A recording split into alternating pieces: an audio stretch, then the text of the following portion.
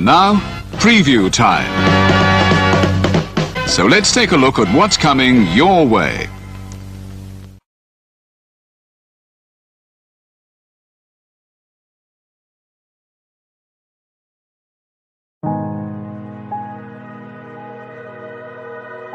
Gary Hebert, the man, the myth, the legend. I was amazed, and I was looking to become a better skater myself, and I wanted to be like Gary. When you look at a guy like this, he's one of the most talented people in his profession.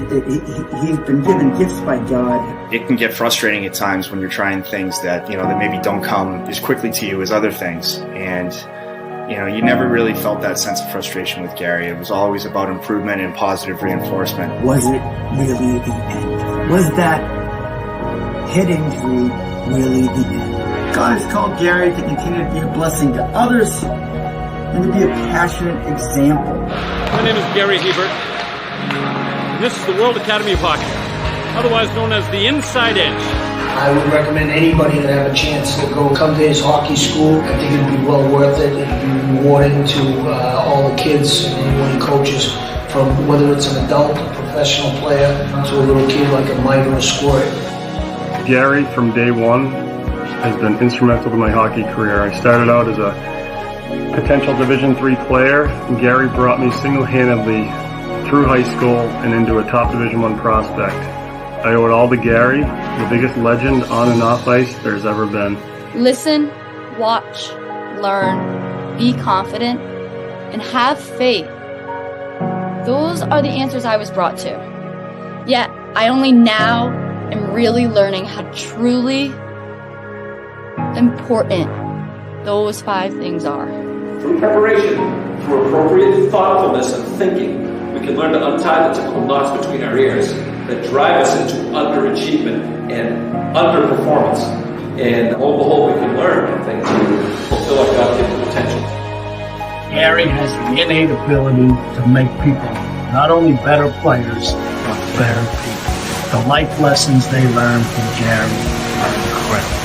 I can always remember leaving that rink knowing as a player I got better, or I had something to improve on to get better. And I think that's what you excelled on as a coach, is giving us the knowledge to know what we needed to do to get better.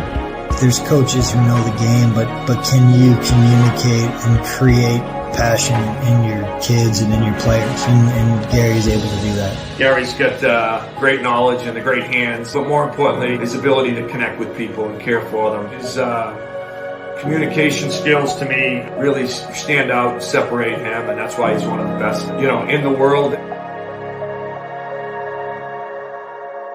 Gary's a legend. He's a special, special man.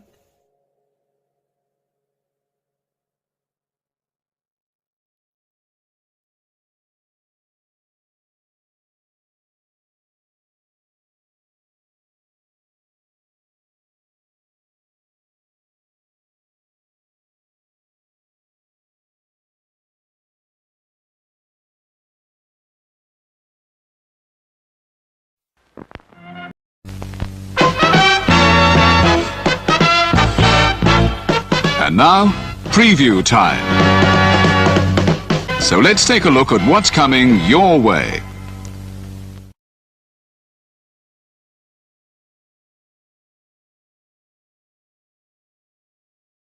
You ever wanted to come into a sports bar where the barkeeps know their game? Well, the Jeff Beecham Network Multiverse of Media has got a production just for you. Sit down and relax as the Stat Boy and his partner break down the statistics in all things sports. Whether it's football, basketball, motorsports, baseball, hockey, soccer, professional wrestling, mixed martial arts, boxing, and much, much more. All are welcome. Your barkeeps here keep you up to date and in the know of everything going on in sports, while also having a pleasant conversation about it all. Your host and owner of the bar, Stat Boy Mike.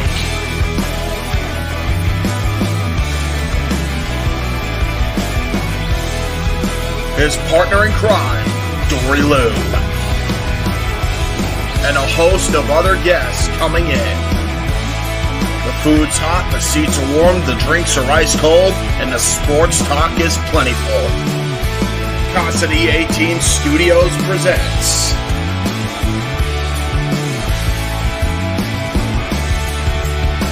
Stat Boy Sports Bar. Take a bar stool and enjoy the show.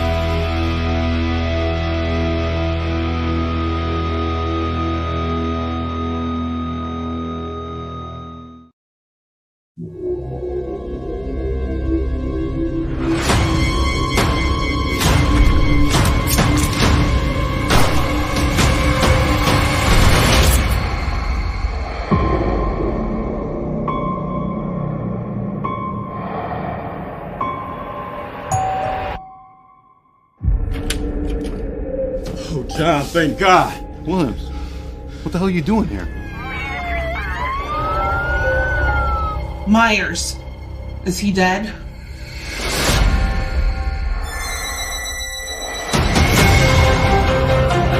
Myers has zero emotion. He has no motives. If he sees, he kills.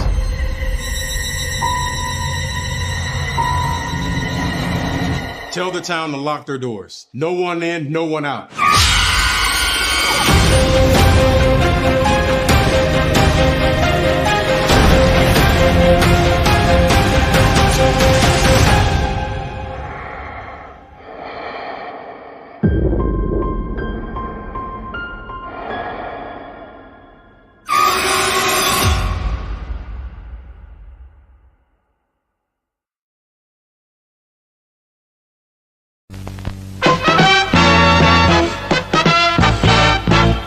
And now, preview time. So let's take a look at what's coming your way.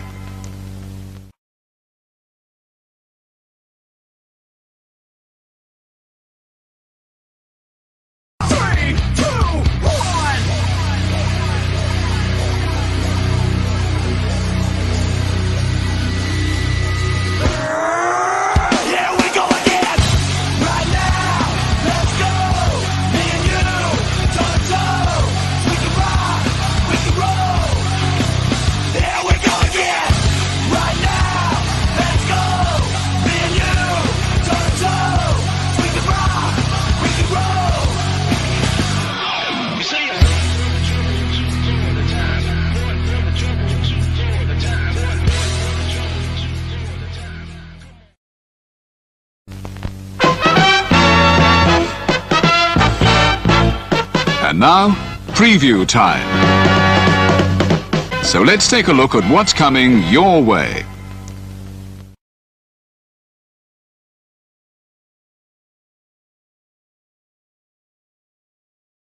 You ever wanted to come into a sports bar where the barkeeps know their game? Well, the Jeff Beecham Network Multiverse of Media has got a production just for you. Sit down and relax as the Stat Boy and his partner break down the statistics in all things sports. Whether it's football, basketball, motorsports, baseball,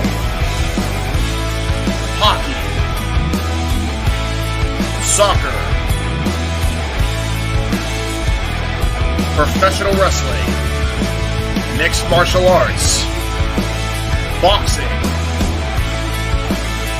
and much, much more. All are welcome.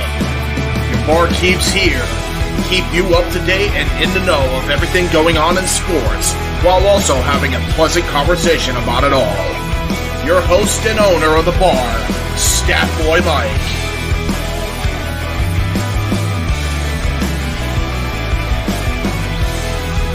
his partner in crime, Dory Lou, and a host of other guests coming in. The food's hot, the seats are warm, the drinks are ice cold, and the sports talk is plentiful. Constant EA Team Studios presents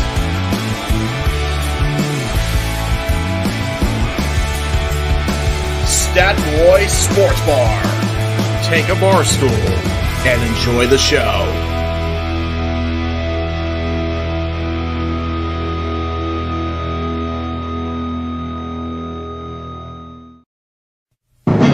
The Jeff Meacham Network's Multiverse of Media. For over 15 years, the recognized symbol of excellence and the standard bearer in coverage of sports and entertainment.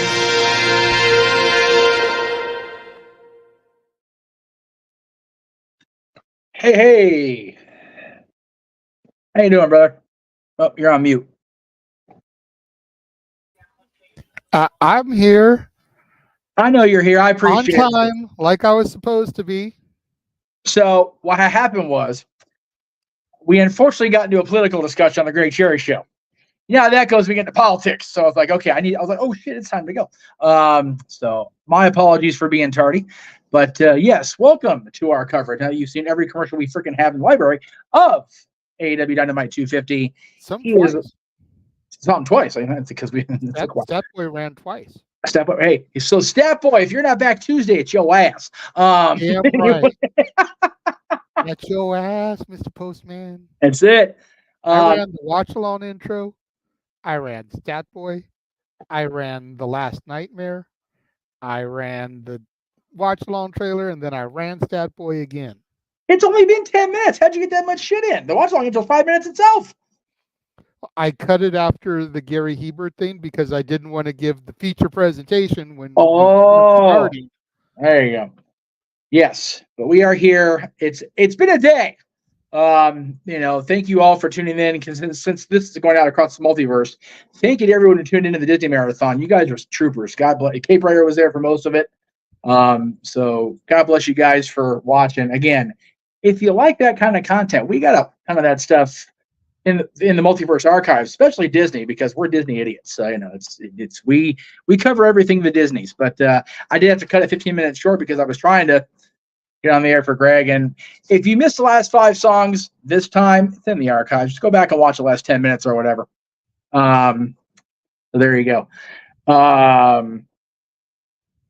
It'll be a thing. But yeah, it's Zach's here. Good to see everybody that's in the chat room so far, and we'll be there. We will have Noah and James momentarily. I understand one's going to be late. The other one, of course, will be here as usual, 5, 10 till, whatever the case may be. But we have a pretty damn good show tonight on Dynamite. We've got championship matches. We've got champion versus champion matches. We've got hearing from Mariah May after what she did last week. We've got TV time with the Learning Tree, Chris Jericho. Hi, guys. And that's pretty much what we know. We've got championship match. We've got 5 announced somethings for tonight. So we are winging it for once. Usually Tony's pretty good about adding all the freaking all the bullshit that in last minute, but he didn't even done that this week. So do we get any debuts tonight? You would think so. Major returns. I figure with it being 250, we either trot Camille out to make her big debut. Maybe we get the return of Jamie Hayter. We got to get something for this one. If 250 comes and goes and nothing major happens, I'm going to be pissed. Yeah, no, for real. Especially when you've got regular episodes of NXT getting traction and coverage and talked about by world-renowned internet wrestling journalists, respected, not respected, in between. Hell, we got Noah to sit and do watch-alongs for these shows. These are not the specials. This is not the Great American Bash. It is just Random Tuesday. Yes. We don't know if Jamie Hayter is cleared. That's the point. Yeah, we don't know that information. And but, even if she's not cleared, if she's cleared enough to travel and be an on-screen presence, she can still be out there with Britt, kind of the way Dakota Kai was with Damage Control until she got full clearance. Yeah. She can still be an on-screen presence. Just her return would make the crowd pop. No, for real, it would. Let me just say really quick here, between her return to television and then her interview that went up yesterday with Renee Paquette, let me just, again, I'm not going to stand up because I'm wearing god-awful work-around-the-house pants, but standing ovation as best I can to Britt. She had what amounts to a mini stroke, which is why she was gone so long. So, yeah, I don't want anybody rushing back to TV if they're not medically cleared or whatever the case may be. If Jamie's not ready for that kind of, again, I don't know what the extent of her injury or absence is, but I would love to see her. I'd love to see anybody come back and be a presence and plant that seed of doubt inside Mercedes Moné's head going into All In. Because that's where we're headed. They haven't made it official yet, but it's going to be a thing. Maybe they make it official tonight. There you go. I was saying this during Greg's show in between the political gaga. It is so much fun to have all this variety to choose from. And yeah, Raw is still, even as good as it's been, it's still a 3-hour challenge in endurance. But at least we know we're going to get more quality for the quantity than we have in a long time on Raw. Yeah. SmackDown, I'm not going to lie, SmackDown's hurting without Roman. Because Cody being the champion is wonderful. I'm happy for Cody.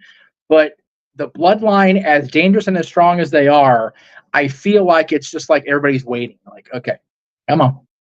The waiting game. Yeah, the waiting game. But in between, I'm here for NXT and AEW again, and for TNA and Ring of Honor if I can get, have a chance to watch both Ring of Honor and TNA. But man, there's enough good stuff where we've got to watch along for all three companies this week, next week, and depending on how they book the 31st episode of NXT. Oh no, it's gonna be the Great American Bash. It's not July 30th. It's July 31st episode of Dynamite. We may have watch alongs for all three next week, the week after that, because SummerSlam's that Saturday. I mean, it's a possibility. Wrestling, professional wrestling, since we ceased calling it sports entertainment, professional wrestling has really become the ultimate buffet again. Yes. There was a long time where it was not a buffet. You went into specific restaurants, you got specific style of food. Yep. You went into Olive Garden, you got Italian. You went into I'm blanking on a Mexican place. I'll give you even better.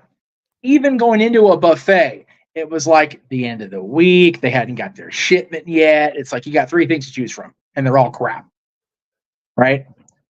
Now, with everything firing on all cylinders, it's like you want great storytelling with good action. You've got Raw and SmackDown.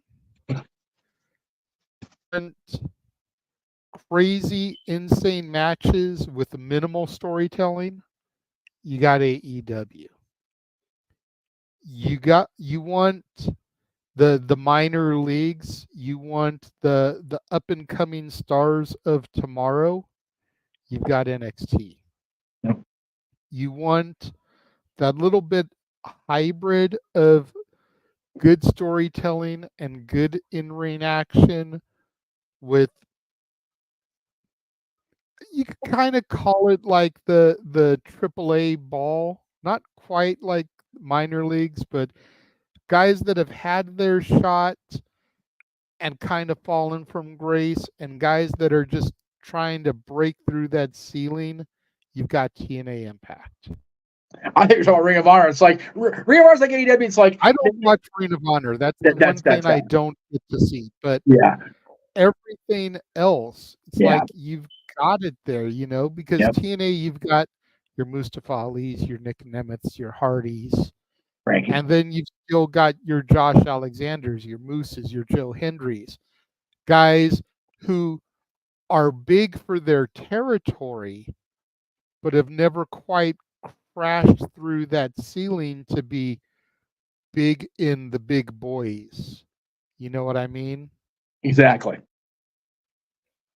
Sorry, he said his name. I did say his name, and he has to appear when you say his name. It's very hard to keep up with that. Yesterday they said his name, and he appeared for commentary. He did. It was really we have a panelist who that's the only thing they knew about the show. It's like, well, if you would watch more often, you would know what was happening. Exactly. But what do I know? Noah lost his shit. He sure did. It was beautiful to see. It was. It was. I didn't even listen to Booker and Vic Joseph last night, so I have no idea what Joe Hendry actually said on commentary. No, I don't. Because I had this on watching the West Coast feed, listening to freaking Noah and Walter. Very nice. Yeah, I had the benefit of being able to rewatch those segments.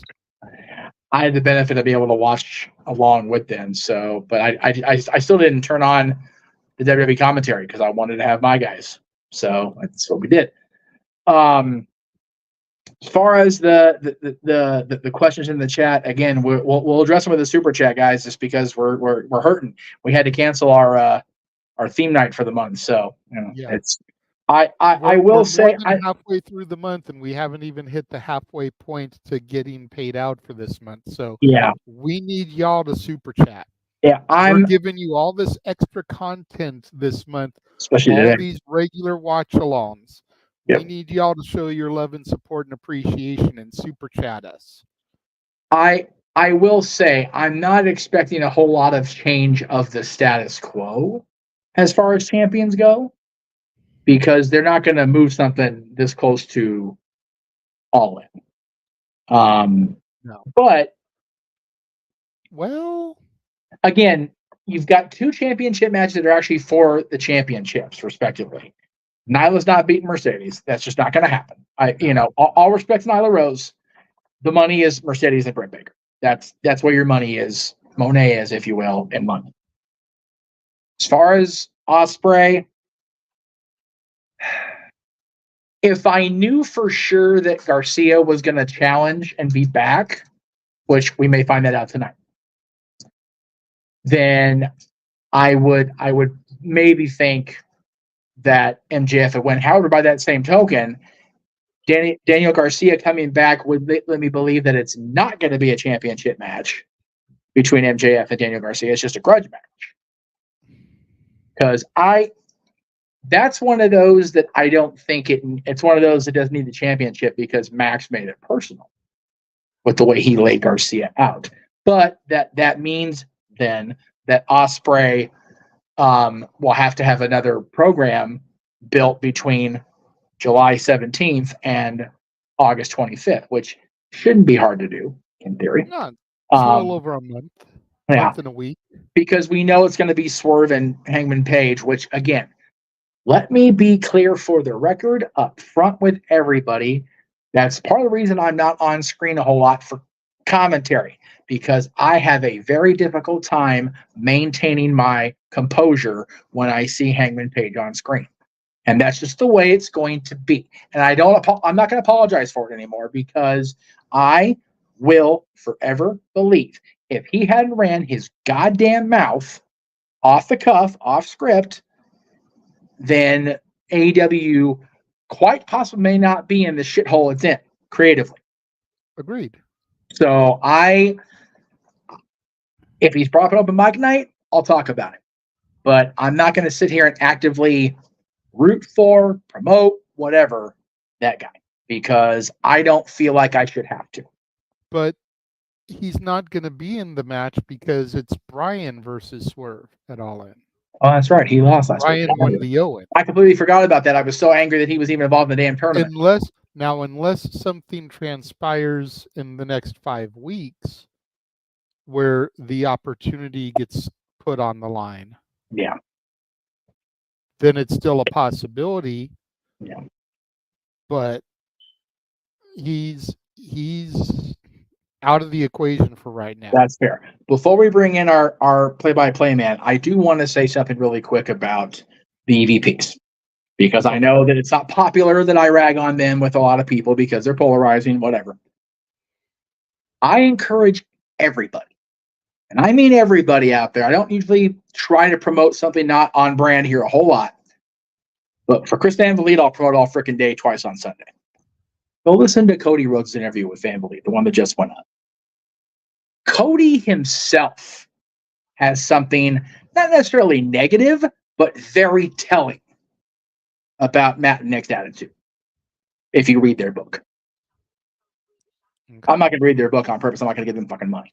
But Cody had a retort to what they said in their book about Cody and signing with AEW that tells you everything you need to know. Cody is the guy. There are two people in this entire wrestling world that will go out of their way to not say bad shit about somebody. This guy's number one, Noah Foster. Cody Rhodes is right on his tail.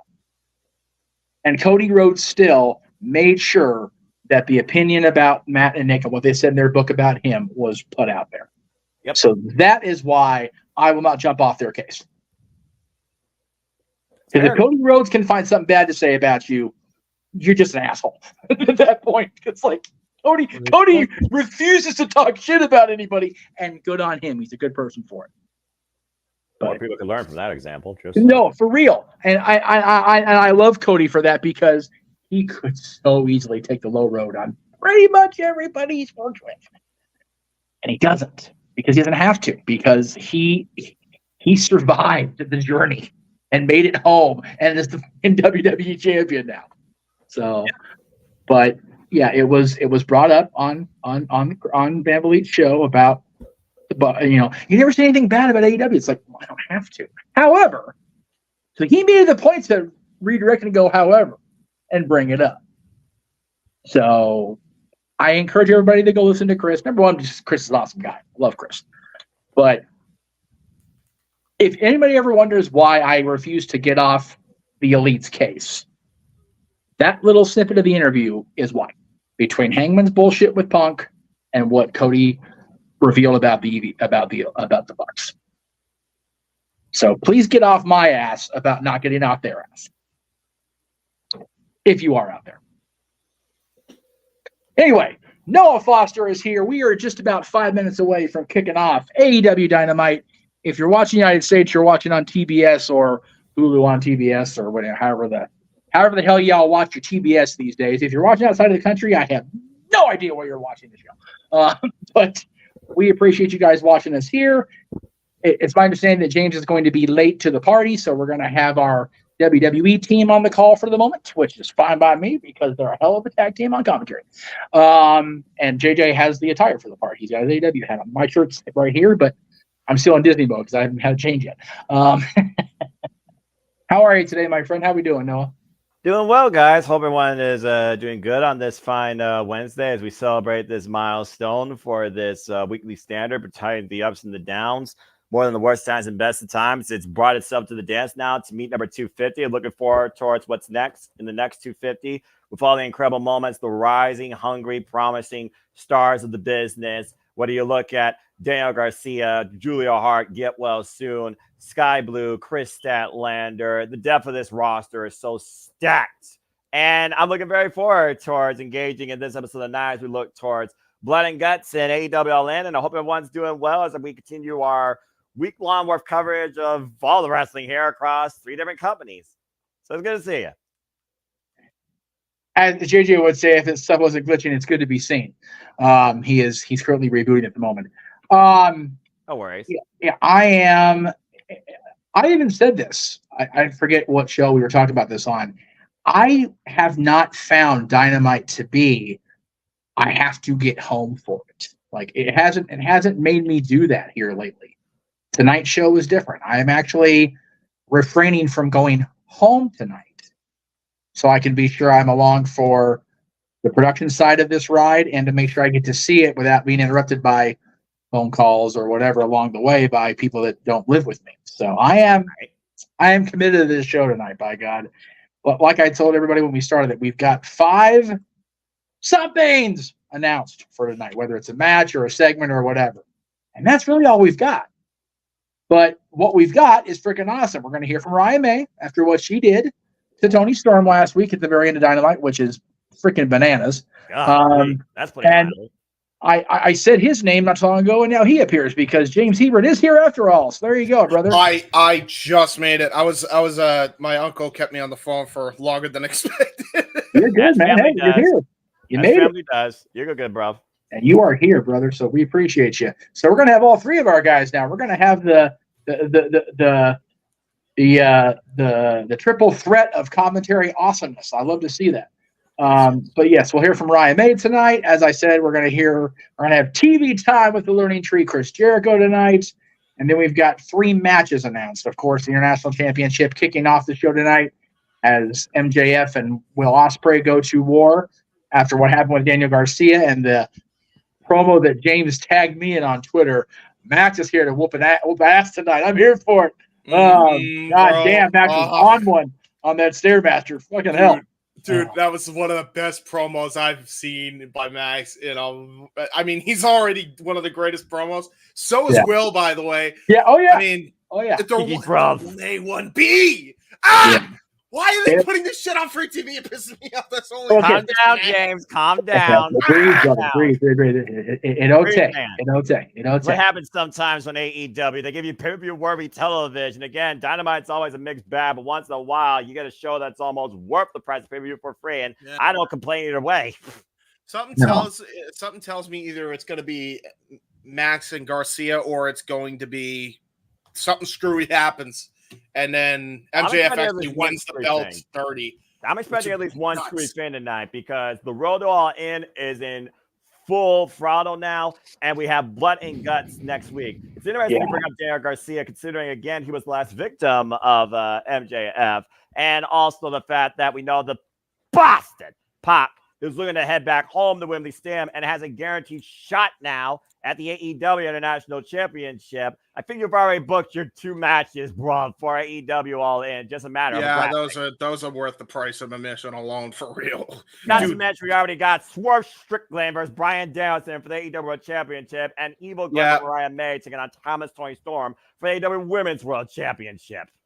And, say what you will about Swerve's reign, but there's no way that match ain't going to deliver because it's Swerve. We know he's a good worker. We know Danielson's a great worker, one of the greatest of all time. Right?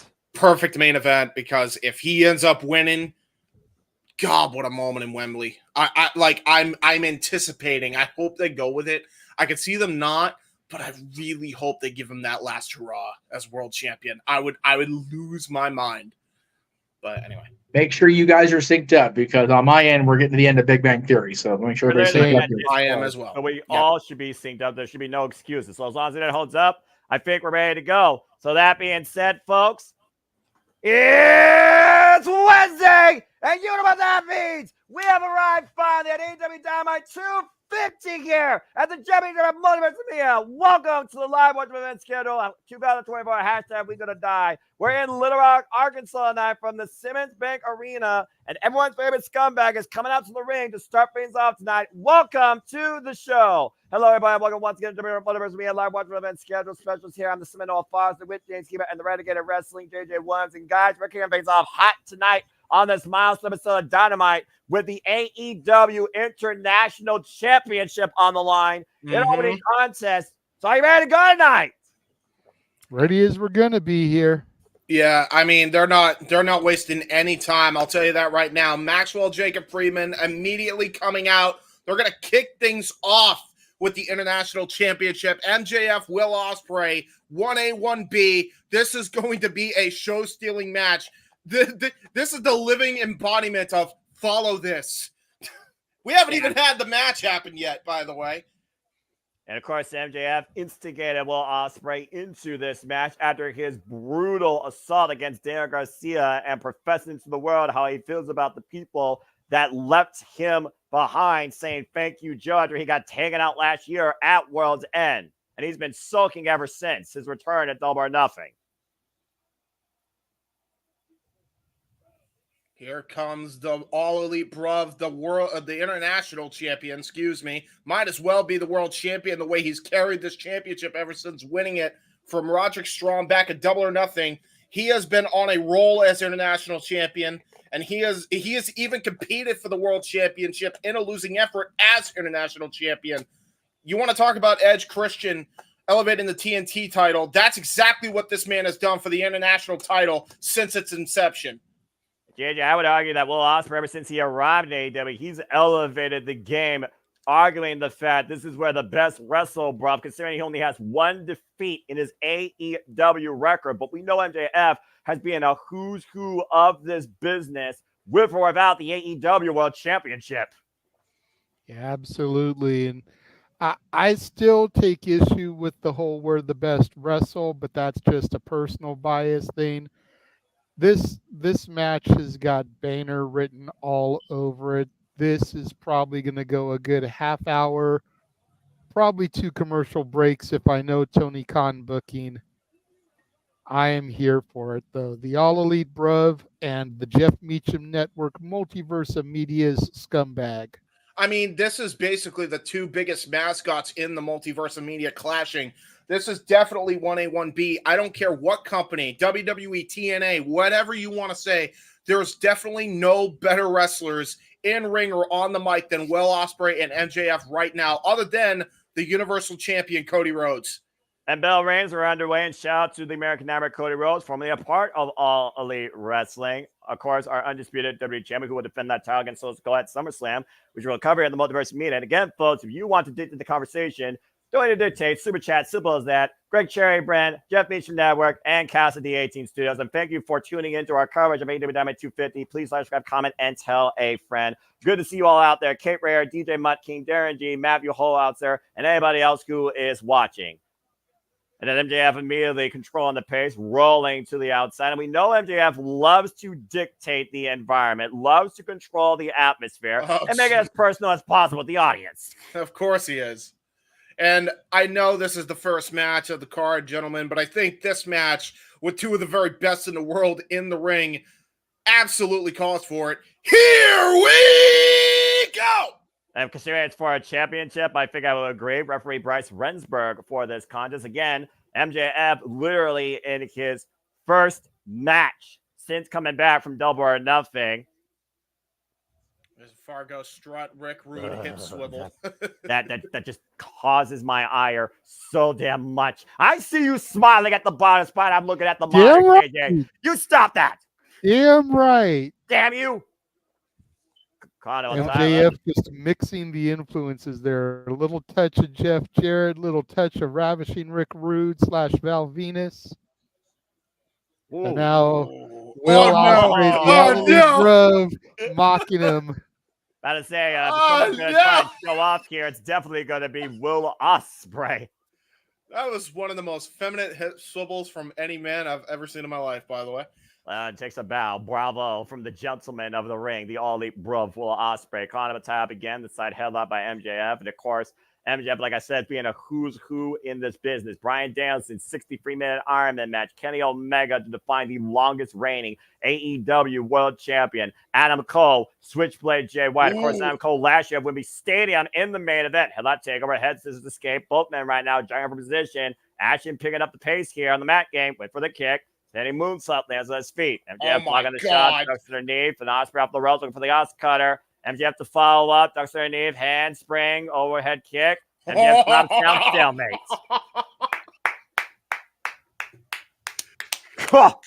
Jesus, what an exchange already, and we just started.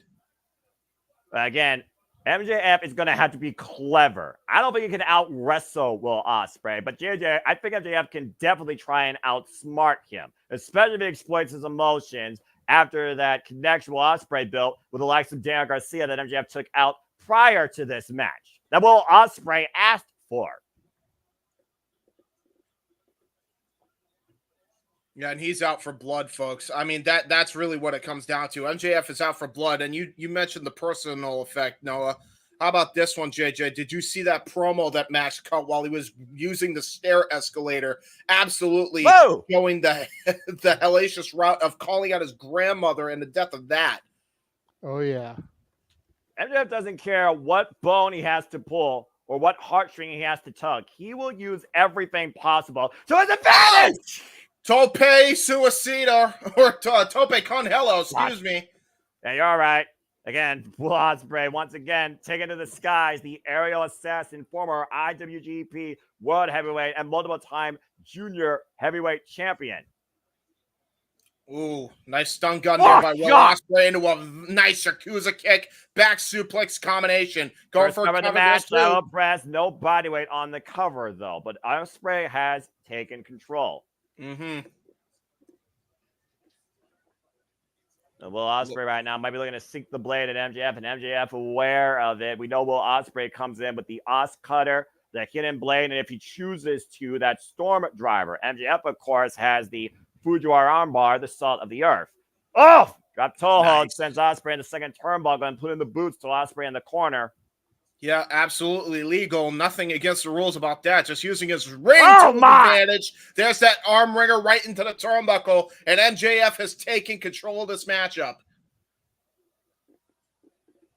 And MJF once again reminding the crowd that he is better than you, and you know it. And that's been the MO of MJF since day one, JJ. But of course, when he came back at Double or Nothing, he said, bet on yourself because I'm not fucking leaving. And I do wonder at the end of the day, is he doing that for AEW's benefit or his own selfish gain? Little of both. Little of column A, little of column B. MJF right now trying to hit Ospreay with those mind games. He's trying to get inside the head of the champion. Absolutely. Grabbing Will Ospreay down, grabbing his hair, and just whiplash effect against the mat. Yeah, and of course, he's working on that arm too, Noah, for his Salt of the Earth Fujiwara armbar. Well, again, you think about the matches we talked about, the people he beat, including the AEW originals, Darby Allin. Of course, he and Darby Allin had a hell of a rivalry for the better part of the later half of 2021. Jawbreaker there. And once again, off the ropes. And oh, man, takes him out over the kitchen sink knee. And, of course, still in possession of that 100K Dynamite diamond ring. Has never lost it since inaugurally winning it. Oh, wow. Look at this. Both men. Oh, wow. Shut millionaire by MJF. Cover with the leg and a 2 count off that.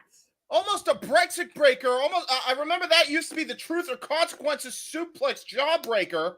That's famous from Art Killings of all people. Raw and Truth. That's what's up, right? That's what's up, apparently, huh, JJ? Shout out to TNA. Yep. And right now, might be looking to drive Ospreay's head in the mat with the heat seeker, but creates separation. Ooh. Meanwhile, slingshot cutter! Cover 2! No! Wow. MJF has pulled out moves I have not seen him do. Taking a page out of Frankie Kazarian's playbook. Another shout out to a great JJ. I mean, again, JJ, you said yourself, MJF, student of the game. For a guy that's only been involved in the business for 8 years, the amount of experience that he brings and ring awareness goes beyond his years in this business. It's quite incredible to see. Absolutely. Of course, we've really seen that come forward in his time here at AEW. Pit Cheerio, the phenomenal forearm by Will Ospreay takes MJF down, but unable to capitalize, though. Ospreay down his back, unable to even float over into the cover. And of course, Will Ospreay's influence is included but not limited to AJ Styles, Amazing Red, Hayabusa, and of course, Juice and Thunder Liger. Yeah, one of those 4 men you mentioned, we actually saw in action recently. There's that phenomenal forearm replay. And right now, Will Ospreay grabbing his forearm for MJF. To your point, we just saw Marufuji go one-on-one with a phenomenal AJ Styles. And, of course, Will Ospreay earned his name of recognition last year with his global. Whoa, man! Oh, great! Fillsbury flop out of the cartwheel by Will Ospreay. Taking a who's who across the entire world in this before signing his contract to All Elite Wrestling last year at Full Gear. Look at the way Ospreay was holding his ribs, though, there. Yeah, and you'll notice, good point, JJ, there's tape around his ribs, or at the very least, he's got not only medical tape, but it looks like he's got a sweatshirt wrapped around to keep the tape on.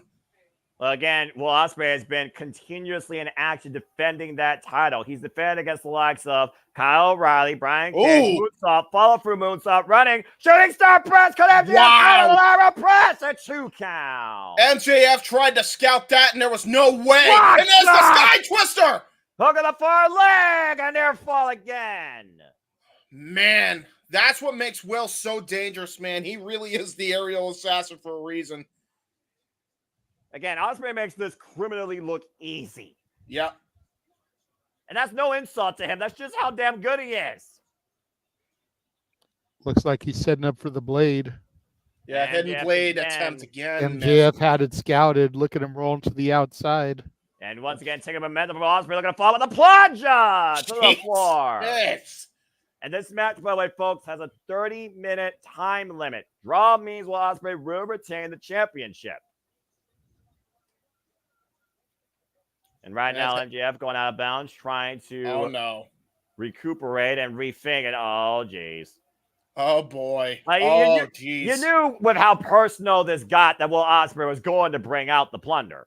Yep. And again, even though it is a weapon, unless he physically uses it, this is totally legal. He doesn't have any rules against using a placed item in the middle of the ring or outside the ring. It's up to the referee to try and get that out from play. MJF crawling towards the other corner right now. A look of maybe fear on everyone's favorite scumbag. Knife-edge chop knocking the wind out of MJF. And pardon me, this is the first time he's wrestling on Dynamite. Of course, we saw him wrestle at Forbidden Door against Hechicero in his homecoming back to Long Island, New York. And what was a very good showcase match for MJF, but there's the cheeky Nando's kick by MJF. MJF, though, once again, outspeeding Will Ospreay, hooking him up to the pile driver. Ospreay fine back, though. The Irish whip in the corner. MJF again up and over. Might have tweaked the knee. And Ospreay might exploit it. MJF, though, with the pick up on and the pile driver. Matchbook cover. Duche gets a 2.5. That was brilliant. That was brilliant. The fake out into that stump pile driver into the matchbook cover. This is just pure textbook. Tremendous IQ wrestling here by Max. And we've seen Will Ospreay as of late in his matches, JD, really grabbing his head and neck ever since those wars with Bryan Danielson, particularly.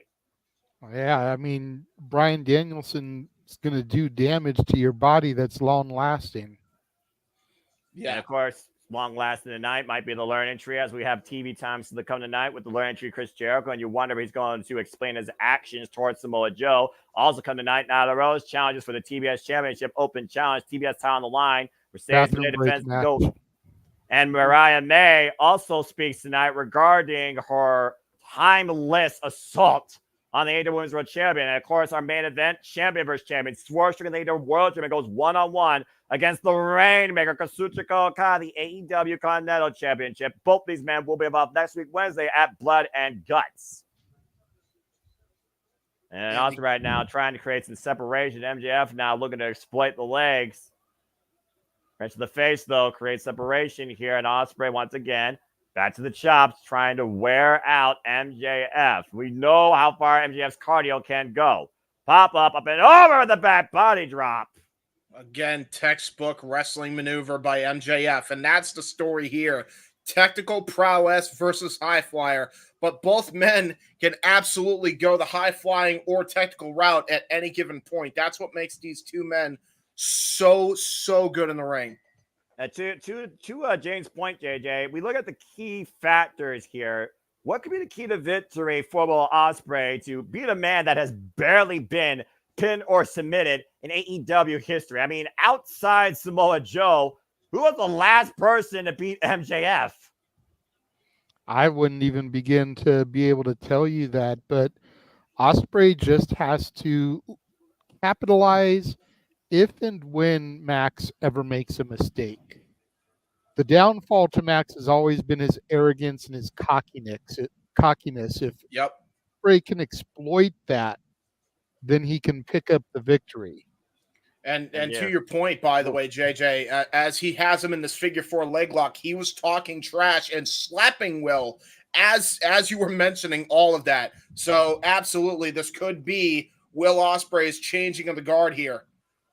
Figure 4 leg lock applied, center of the ring. Of course, you know your patella is your own worst enemy. Only way out of this move is to reach the ropes, roll over, and reverse the pressure. MJF standing in between Will Ospreay, though, and really applying as much pressure as possible here. The people trying to Will Ospreay, though, to roll over and reverse the pressure. Can he make the exchange? And does so! And MJF right now is his own worst enemy. All that pressure on the knees of Maxwell Jacob Friedman. MJF close to the ropes, though. He's just got to extend his frame. He's got those long limbs. And look at this. He's trying to roll it back over possibly for the figure 4 again. Oh, no. And now it looks like Max is back in control. To your point, JJ, Ospreay was bridging, making sure MJF couldn't reach the ropes. So MJF had to think on the fly and went right back to reverse the pressure on the figure 4 leg lock as Ospreay finally forces the break. Back and forth battle here on opening contest for the AEW International Championship, inaugurally known as the Mid-Atlantic Championship, held by the Bastard Pac, who awaits the winner of this match at a later date. And keep this in mind as well, gentlemen, that Will Ospreay plied his trade in Rev Pro and in WCPW and other UK independents, so he knows the catch as cash can style. He knows how to get out of a submission hold like that. You don't have a rivalry with Zack Sabre Jr. for no reason and not pick up a few tidbits along the way. And of course, MJF, heavily endorsed by the likes of Lord William Regal, the American Nightmare Cody Rhodes, trained also by Pat Buck, former MLW champion, as Ospreay unable to even make his way to the outer corner off the Irish whip, the legs giving out on him. Again, just great wrestling, JJ, by Max. And you talk about his cockiness being his downfall, but his IQ and his acumen is so good considering he's targeting the legs, which absolutely limits Will Ospreay's offense. Well, yeah, I mean, he's called the aerial assassin, so if you can chop the tree down, he can't run and fly around the ring. That allows Max to bring it down to the slower, more deliberate pace, which definitely benefits him. And there's that chop into the back rake. Just absolutely methodical assault by MJF. See what I mean? Ospreay can barely run to hit the ropes there with the damage Max has done to those legs and knees. Well, again, if Ospreay cannot continue to compete, that would be considered a forfeit, and MJF would win the AEW National Championship. And MJF will take a win any way he can. Bryce Ransford checking on Will Ospreay right now. So Will Ospreay right now is trying to just bring blood flow back to that leg, dropping the knee pad down, and MJF immediately going back after the face, rigging the eyes of Will Ospreay.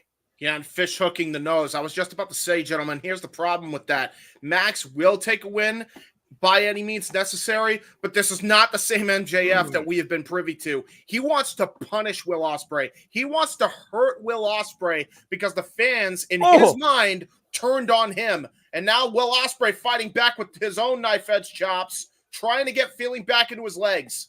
Following up again, inverted chop block by MJF, taking Will Ospreay that was leg. Not that was methodical. That was premeditated. That was planned. Thank you. Premeditated is the word I was looking for. Yep.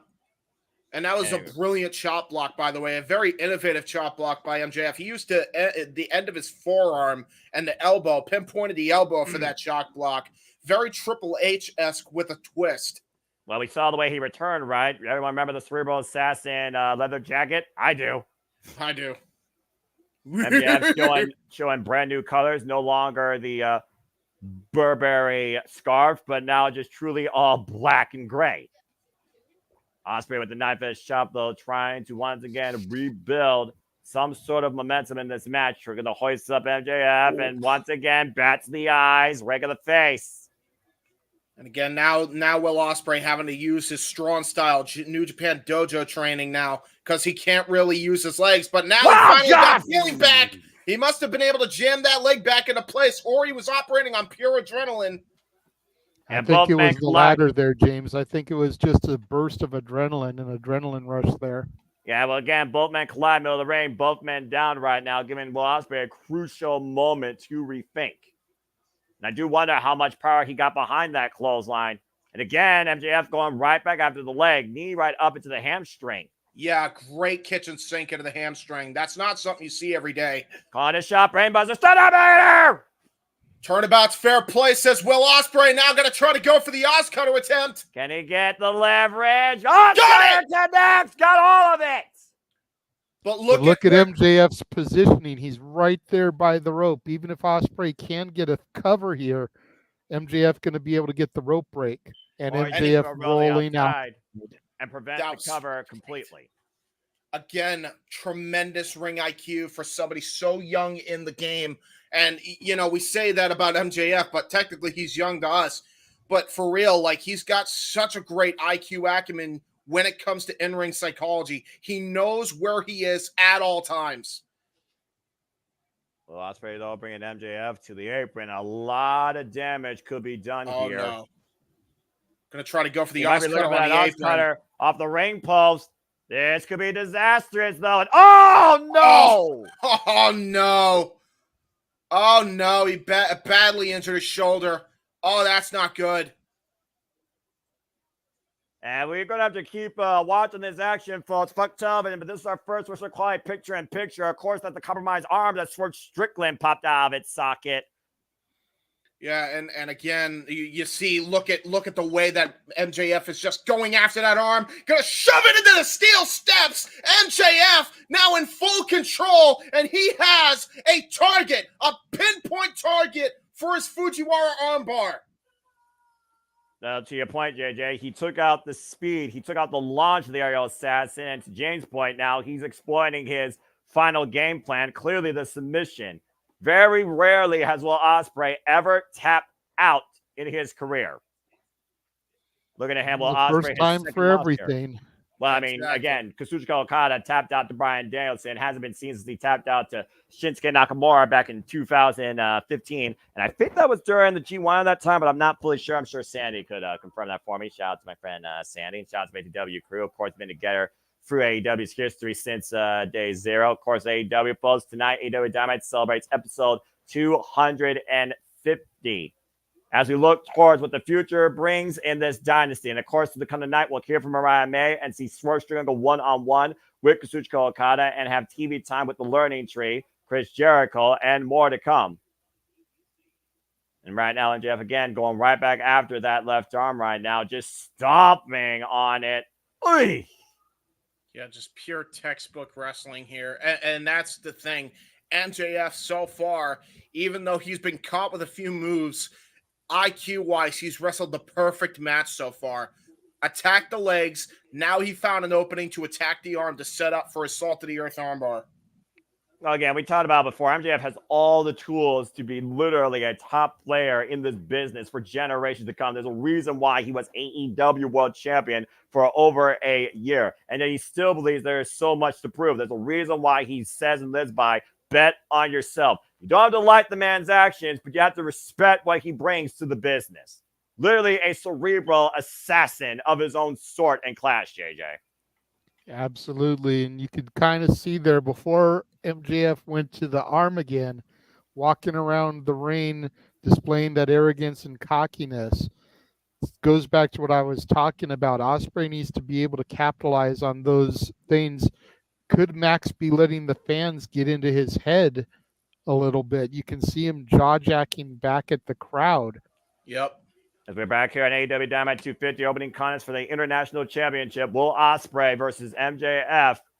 Once again, we'll go for the handspring, but MJF able to scout it, though, and takes the left arm out from underneath Will Ospreay. Double underhook. Oh, man, shoulder breaker. Yeah, and that was an Angel's Wing style shoulder breaker. That was brutal. And right now going for a pump handle. Made it to pin by MJF. No. Oh, my God. We've seen MJF use that move before against Darby Allin when he was the AEW World Championship. Yep. It was in that fatal four-way at Double or Nothing the year prior. Again, folks, we'll be back here next week, Wednesday, covering AEW Dynamite Blood and Guts as we continue the road to All In Wembley Stadium. And, of course, that will be in late August. MJF right now once again seeking his prey, smelling blood in the water. Ospreay hammerlocking the arm on the rope. And MJF again able to exploit the already compromised left arm of Will Ospreay. MJF in firm control right now. This contest. Irish whip reversal, though. Front off. The hell was that? That was a kick right there. I think that was one of those handspring corkscrew kicks that he was looking for earlier, but was unable to execute. And right now, Will Ospreay has a chance. You never can count out the aerial assassin. We all know this, guys, all right? No, definitely not. It's just not something I had seen before. Well, again, Will Ospreay, he takes inspiration from Marufuji. I actually missed it because my Wi-Fi almost crapped out badly for a second. No, you're fine, man. And right now, Will Ospreay... Oh, there's the replay. I'm about to say, you see the replay now? It's working for you? Ospreay had to play. Ospreay, of course, had to plan on the fly. There's something about AJ Styles and Marufuji that they share in the wrestling philosophies, and that is innovating on traditional moves that your opponent expects, turn into something your opponent doesn't expect. And Will Ospreay takes a lot of that in his arsenal. There's a reason why Marufuji is one of his greatest heroes, and he beat him last year in a dream match at Corrigan Hall. Oh, great Enziguri counter! That was a great Enziguri counter. And now look at this, into the torture rack position, accordion rack. A bit of torture rack here, action spin. Ow! And down, cover, kick out. That was a great torture rack bomb, but it did not get the win for Ospreay. You got to consider, again, there was no pressure. We talk about fundamentals, JJ. Ospreay did not have the legs over both shoulders. Could have cost him the match there. Audience chanting "Fight Forever." Our opening contest here at AEW Dynamite 250. Keyword, folks, our opening contest here at AEW Dynamite 250. And we're not even. We're in the third gear. We haven't even reached fifth yet. And Ospreay right now regrouping as MJF rolls towards the apron, prevents the chance for another cover, and rolls once again to the outside. Again, brilliant strategy IQ by MJF. He's wrestling the smarter match here, and he's making Ospreay have to go out after him, absorbing energy, exuberating energy, whatever the word is. Darren G, of course, right now, appreciate your comments. And MJF right now is taking a powder, saying he's done with this. And Ospreay right now, upon MJF in the audience. Oh boy, this is about to get more violent. Yeah, it is. And welcome to the interactive portion of AEW, folks. AEW is known for it. MJF and Ospreay are fighting up in the stands, and Bryce Rainsburg in hot pursuit. Again, this is for the International Championship, so you got to offer a little bit of leniency here, considering where emotions are at. Oh, no. What happened to Jericho Garcia. A little bit of fan anticipation by the little girl. I love that. No. And just willing away against MJF against the freaking railing. That's awesome. That's the greatest moment of that young fan's life. Hey, I'm just saying. I mean, that should be a DQ. I'm just saying, Max should win. God damn it. I don't know if I would call that a DQ. I mean, come on. It wasn't like there was no physical harm done. Did she or did she not take a shot at MJF? I'm just saying. I said the referee is going to offer leniency here. This isn't Red Shoes Umino. That's true. It is a championship. Damn match. AEW referees. Hey, well, at least they're not made of paper and plastic like other officials. What? Hey, and right now, hammering away across the face, Ospreay just teeing off against MJF. And I know what MJF can. I know a ref can actually take a bump. Oh, I will say. To be fair, JJ, it is a championship match. There is a point that Noah makes here. I don't think they're going to call a disqualification. Wow. And is that a kangaroo kick shirt? Yeah, that is a kangaroo kick shirt. If Ospreay does a kangaroo kick, I'm walking out this room. Oh no! Beer to the face of Will Ospreay. Well, that would definitely sting your eyes. That's not good. That means his arm is hurt, his leg is hurt, and now his eyes are burning. Oh, Jesus!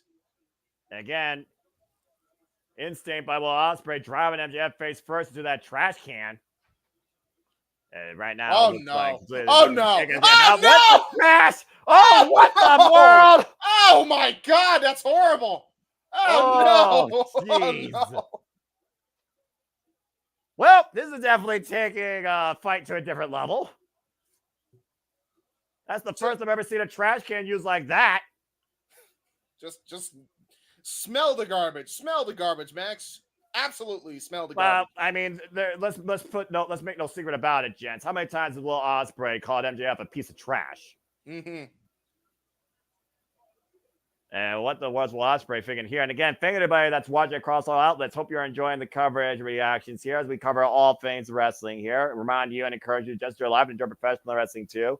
As we cover AEW Dynamite 250, and we'll continue to talk more about our schedule here across the year and across the week here at the Multiverse Media. And Ospreay to the top rope. MJF pro position across the table. Ariel Sandler to flame. MJF rolls away and rolls back to the inside. I'm not surprised by that in the slightest. Again, Max is wrestling smart here. Again, small landing area too. Ospreay going for broke. Honestly, MJF might have just saved himself and Ospreay there. Hook him Ospreay up though for attempted another pile driver. Ospreay slips out though. Rolls through the cover. The shoulders down. MJF reversal though. Shoulders down again. Ospreay with leverage. Both men jockeying and a kick out. Now here we go. Oh, Poison Rana! Oh shit! Good grief. MJF wobbly leg, JJ. Up and over. Oh no! Never mind. He's not wobbly leg no more. Again. Going for the Long Island Sunrise. And he nails it. He connects it. Floats in the cover. Kick out at 2.5. Shit. Holy hell. And you'll notice, JJ, that he's gripping that shoulder. He may have been able to kick out, but he used his bad shoulder to kick out that time. And MJF is grabbing the back. Grabbing his neck. If I say MJF grabbing the head of his neck, and the fact of the matter is MJF wasn't even dropped on his head. Take a look at the replay here. Long Island Sunrise, perfectly called, James. Will Ospreay sent up and over. Yeah, that's a good point. Grief. And MJF quick to follow with the pinfall, and Ospreay somehow finds a way to kick out. There must have been a whiplash effect on that Long Island Sunrise by MJF. That's why he grabbed his neck there. Hopefully he's okay coming into All In. Taking a page of his former Brochacho's playbook, Adam Cole, and of course the devil hasn't been seen since MJF took him out double or nothing. Yep.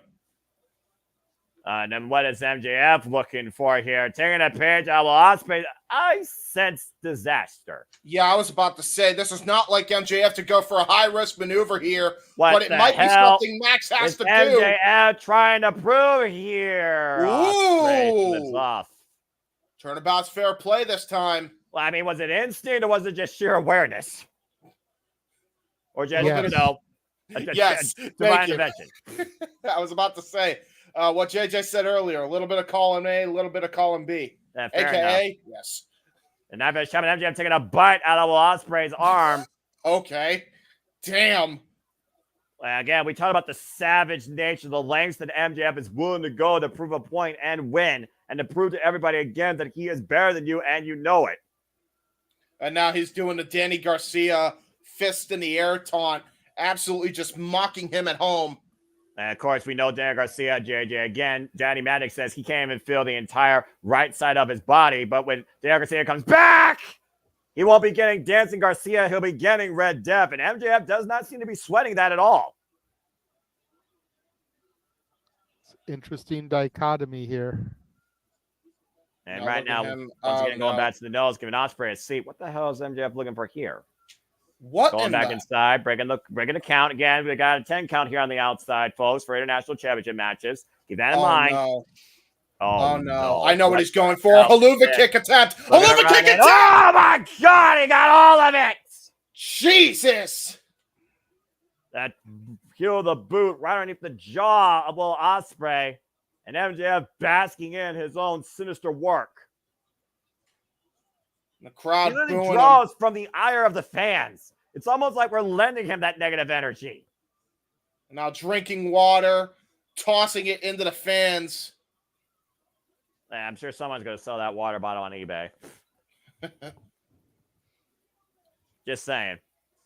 Again, this is for the AEW International Championship, folks. Our opening contest there. This title previously held by Roderick Strong, Orange Cassidy, John Moxley, and of course the inaugural champion, the Bastard Pac, who awaits the winner at a later date. I imagine Wembley Stadium. Ospreay set up and over, lands on the barricade though, and pulls off an ox cutter from the barricade.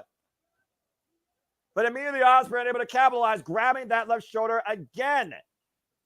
Noah, we've got to be nearing the final couple minutes of this match. You said a 30-minute time limit.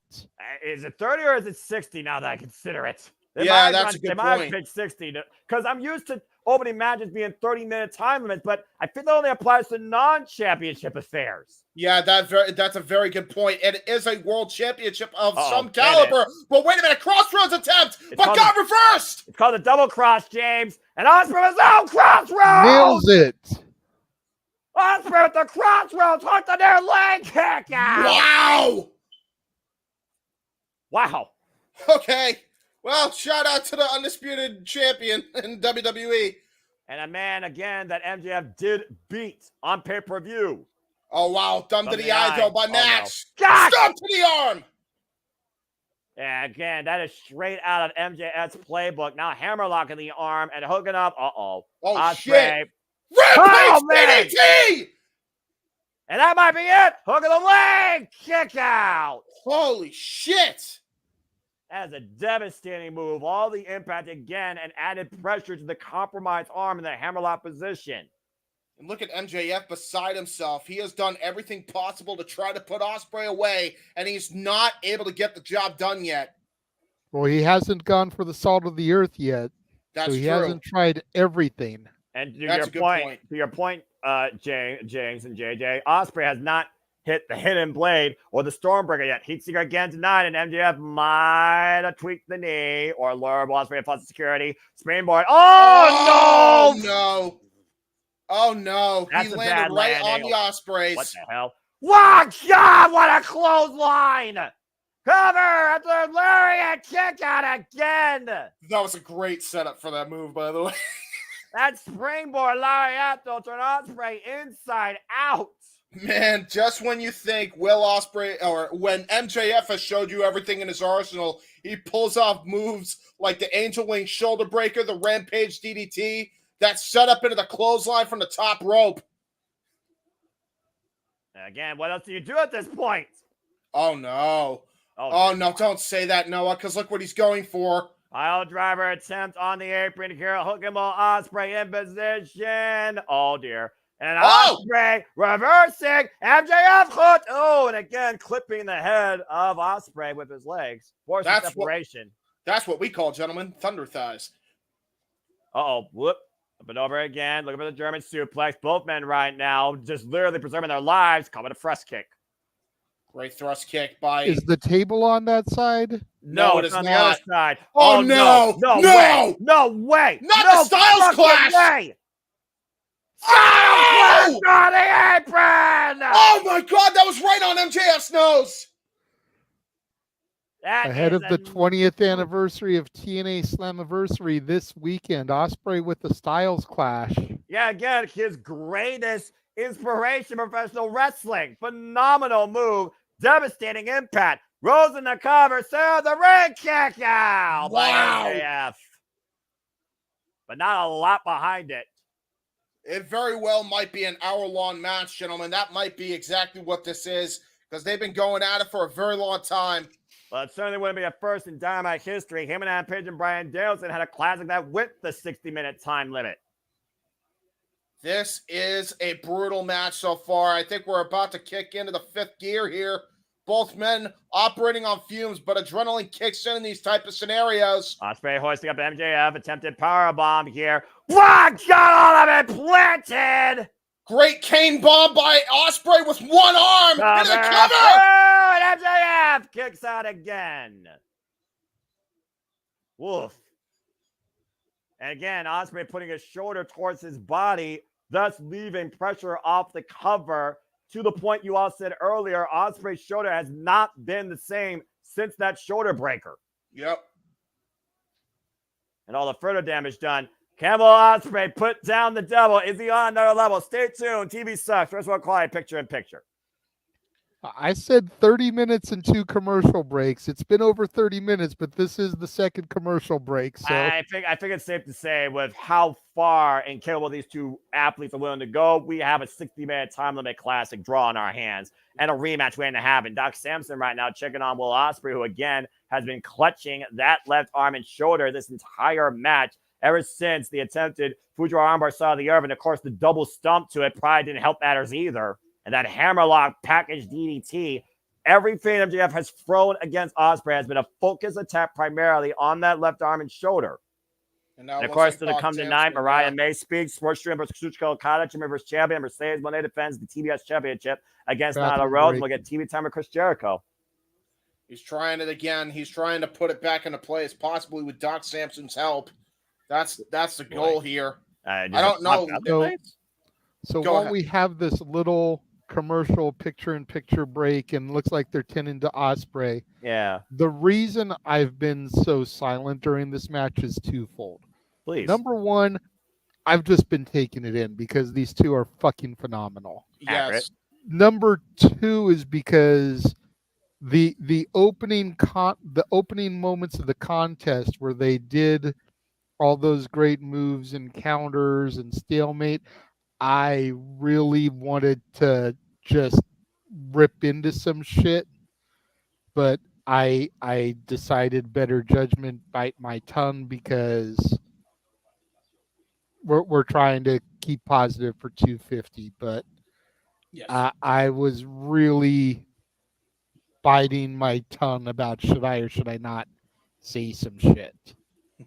Wow. Wrestling has its own unique showcase, JJ, across the companies. And I can understand your standpoint being the generational fan you've been of the business and the outlook towards, the execution of moves and performance. So and it's got nothing to do with that. It's got with certain people who try to call other people that do similar series, gymnasts, choreographed gymnasts. But they come out here and start this, and that same guy's probably busted his nut about 3 times already, going to give this shit 7 stars. Well, those people that's where I'm going to leave it. Let's not go any further with it. But now you know what I'm talking about. Well, I kind of already knew what you were talking about. I was just trying to take it down a different road. But again, JJ, I respect you as a fan. I respect you as an analyst. I respect you as a friend. And I also say, again, everyone has their own opinions. Doesn't mean they are factual. Doesn't mean they should be taken like they're the gospel. And let me just say, Strawberry Arnold Palmers from Arizona are fucking amazing. Get them if you can find them. I'll stick to my Mountain Dew. Thank you. We're back here on AEW Dynamite 250 folks. Our opening contest, AEW National Championship. It's me, the Seminole Foster, with James Keeper and JJ Wilson. What a Blade connects! Holy shit! Cover two! No! Why are you kidding me? Golly. I think he's going to have to break out the Tiger Driver, guys. The move that he's hesitated so much on executing since that match with Danielson. If Ospreay is going to win this and retain it, I think he's going to have to break it out. And you may be right here. Looking for the Oscar again. MJF scouting him, though. Catching him. Hooking him up for another. Pile driver! Falls in the cover. And Ospreay gets the shoulder up at 2. Holy shit. Holy hell. It's going to take something more that the other person isn't expecting or something really deep with visceral behind it. To your point, JJ, it very well might take the Storm Driver. As we were talking about during the commercial break, Doc Sampson apparently popped that shoulder back in place. God. And then wham, that hit in play. Caught him to a flush coming in straight to the face. Every time I see something like that, I think about the Lethal Weapon movies and how Mel Gibson's character could just slam his shoulder into something and pop it back into place. Just And again, Shayna Baszler first did that against the ring post, of course. And we've also seen other people do that, including Io Shirai helping Cora Jade get her shoulder in place during War Games. It's not a pretty picture, but it does allow longer longevity, at least in what you're facing. And right now, and then MJF freaking whipping Ospreay in the corner, targeting that shoulder blade. Again, that's been his constant focus attack this entire match. Yeah, and that's the thing. Even though he's got it back in place, that doesn't mean that don't hurt. It still hurts, trust me. And I was trying to dislocate it again, which is going to be double the amount of pain. Oh, man. It's in a hard torso first in the top turnbuckle pad. Yeah, if hard he can Irish get whip. that dislocated again and lock in that salt of the earth, this is over. Yeah. There's no way Will Ospreay survives that. I don't care how crazy Will Ospreay is when it comes to his mentality of professional wrestling. You only can handle so much pain. MJF taunting him, throwing up the crowns, and then giving the FU. Gonna try to go for another hard Irish whip with great Reversal. ferocity, but got countered. Whee! Shawn Michaels flop over the top turnbuckle and runs into a knife edge chop. Another show-stopping moment here, taken by everyone's favorite scumbag. Blocks the knife edge chop there and just wrenches the arm down on the mat. And that might have dislocated the shoulder again. And again, Ospreay went shoulder first. Still clutching the arm. MJF looking to fall in, set up and over. Whoa, man! Great backdrop counter by Ospreay. That was a desperation move. Yeah, awkward landing on the apron, though. I think MJF's back of his head and neck landed on the apron. Yeah, it did. Ospreay looking for something big here. Oh no! Face first off the LED board. MJF again able to scout Will Ospreay, outsmarting him. Hit him! Holy shit! But how much damage did that do to Ospreay himself? Yeah. God damn. Using the elbow of that dislocated shoulder and then landing on it. Yeah, take a look look at at again. the Boom! Jesus. That was the right arm, actually, though, JJ. But to your point, the momentum driven forward with the left. MJF literally might be TKO'd. Yeah, that suicide dive, hidden blade, and he definitely caught himself bad on that shoulder. He actually stopped himself into place, which I don't know if that hurt his shoulder or may have put his shoulder back in his socket. That's the risk you run with those type of maneuvers. Go for another phenomenal forearm to the back of the head. MJF might literally be out for the count. Rolls him over, shoots the half, the cover, 2.5. Holy shit. And we talk about that innate sixth instinct of a professional wrestler, just feeling the vibrations of the count. And that had to be the only thing that saved MJF there. He should have been dead to rights. It was tremendous. Shoulda, woulda, coulda. But it didn't. You only get so close to a 3 without it being a 3 and the bell ringing. Ospreay again going to the top rope, looking for something bigger, and MJF again takes out the base of Will Ospreay. And he landed gingerly on that leg when he crashed to the top turnbuckle, and MJF senses that. Oh, no. And bringing Will Ospreay's legs on the inside second. Now also climbing up on the top rope. And what is this? Looking for the Hurricane Rana. Ospreay, though, with the counter of strength. Oh, shit. Oh, no. Go for the Styles Clash off the second rope. JJ, I think you're on to something here. Oh! Styles Clash. Holy shit! But he can't capitalize. He can't go into the pinfall there. Yeah, that weight of MJF may have added pressure to that knee and may have put it out of socket. Ospreay trying to hook the body away from the ropes, and MJF is able to find a grip. Again, that was just desperation. He was trying so hard to get it covered, but I think to your point, JJ, he was clutching that knee the entire time trying to roll into that cover. Take a look at this. Oh, my God. And you'll notice it's the knee that has the knee pad exposed. He actually took down that knee pad trying to get it back into place earlier. And once again, looking to work the neck and shoulder. Hey! Oh! Jesus! Landing on Ospreay's neck and head. Contact with the apron. Didn't get all of it, but damn sure got enough of it. Yeah, definitely got enough of it to absolutely hurt his neck. Oh, no. Oh, Lord. There's that table that hasn't been destroyed yet. Keyword yet. And Ospreay right now laid out across it. I have not seen MJF fight this hard since his war with Bryan Danielson and Kenny Omega. Yep. And those are two excellent matches in their own right. But keep in mind, who has also fought Danielson and Omega in tremendous bouts, Will Ospreay. MJF to the top turnbuckle pad, looking to go for a brawl to break the aerial assassin and sink his own blade into the heart. Oh, Shawn Michaels like elbow drop right to the heart of the aerial assassin. And I think he may have hit that shoulder. And if he didn't put it out of place again before with that arm wringer, he damn sure did now. What the fuck are these two made of? Look at this. God Boom. Damn. Holy shit. Vibranium and kryptonite. Exactly. Well, which one's stronger, JJ, Mr. Movie expert? That's a good question because it's two different companies. They're dumb. And these two men are on two different levels. That's why I used them both. MJF and Ospreay laid out right now. Bryce Resberg checking on both men here. I'm going to hit to this end of a double count out, but honest to God might be the only thing that preserves them. Who the hell's going to capitalize here? Stay tuned. Fucking television sucks. Special client picture in picture. Yeah, they did not waste any time. They started this right away, and they knew they were going to go long. They didn't want to take the chance with an intro. We are literally approaching the hour mark here, folks. This has to be at least 50 minutes deep. It's why there's only 3 matches announced for tonight, because this one went an hour. Yeah. And Because we all know Mercedes and Nyla Rose is going to be like 3 minutes. Well, give her enough. I don't even know if we could run the Gary Hebert trailer in the amount of time that match is going to go. Yeah, right? Yeah.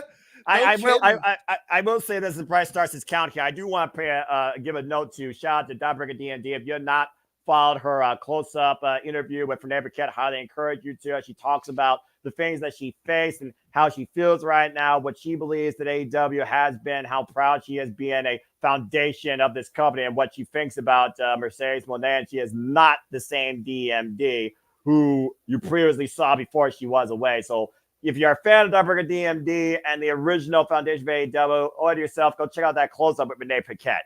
And MJF again, jaw-jacking the fans and yelling at the camera. What the hell you wonder he was yelling there? So you said she talks about what she believes in. Does she believe in Joe Hendry? That's the $1 million question. She didn't mention that, but I know that we believe, especially what happened yesterday on NXT and the fact that he will be involved in the 6-way eliminator match at Slammiversary. Again, we'll talk more about that when we play our watch-along trailer and hype up the rest of the week as we continue to see this match unfold. And MJF back in the ring, stopping the Achilles of Will Ospreay. I don't mean to interrupt any conversation as we're in this picture-in-picture, but there was a key thing that happened there. MJF could have taken the count-out win. I think the fans actually got in his head, and he tossed Will Ospreay back into that ring. That's very MJF, not MJF-like from his heel run last year. So that's definitely something MJF I haven't seen him do. The fans are definitely getting into his head. Again, to JJ's point and to my point earlier, bet on yourself. MJF can call himself the best in the world, betting on all that you want, but unless you back it up consistently, not temporarily, you're nothing but smoke and mirrors. You're nothing but all talk and little walk. He definitely has some walk, but he's right now hanging with Will Ospreay close to 60 fucking minutes, but he hasn't beaten the man yet. Hey, if anybody can go 60 minutes with the best in the world, we've seen MJF and Will Ospreay do that and then some. And again, we talked about, both these men's resumes when it comes to championships, both these men's resumes when it comes to caliber opponents, both these men when it comes to timeless moments.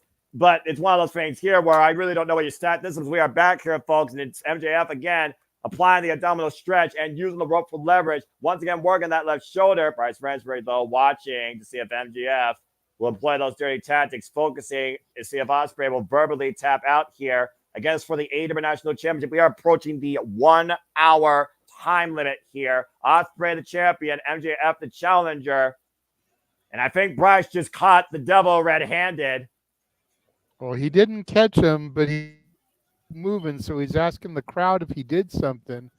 Problem is that MJF is everybody's scumbag. No one's gonna snitch. Snitches get stitches. Yeah, but again, the referee needs to be aware and caught red-handed. Now he catches him. Yeah, he definitely did. He's gonna kick that rope out from under him. We've seen Bryce do that in the past. Yeah, there he goes. Oh no, he kicked his arm by Ospreay. He kicked his arm. Like, I ain't having this shit, and I'm not DQing you. This is a championship match, goddammit. Yeah, leave it to MJF to try and take the coward's way out when he can't beat an opponent. Desperate actions here. You know Maybe desperate, but it's great heel tactics. Brian Danielson taught us a long time ago, you have till 5. Oh, and look roll at up, this. Schoolboy by Ospreay. Both these men right now gotta be aware time has to play a factor here. Backslide by Ospreay, 2 count.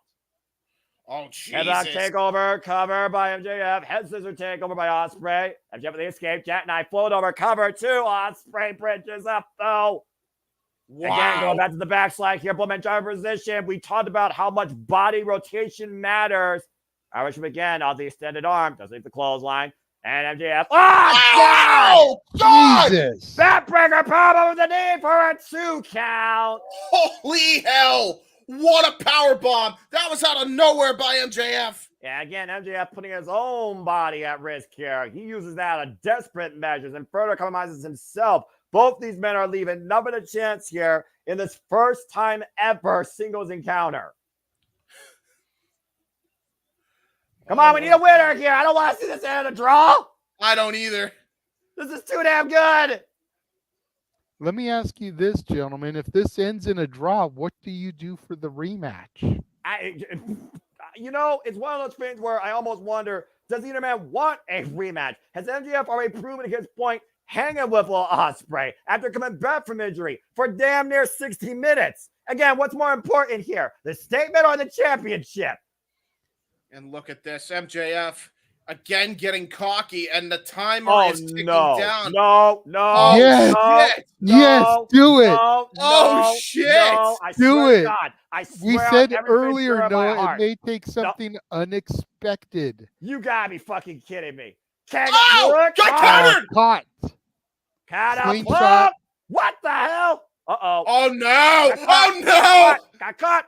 Chicken Nandos. Oh, my God. That was a brilliant setup by that. And Ospreay now looking for something big here. Going for a broke. What the hell is this? Gonna go for a top rope poison rana! Oh! MJF landed on his feet! Holy shit! MJF landed on his fucking feet!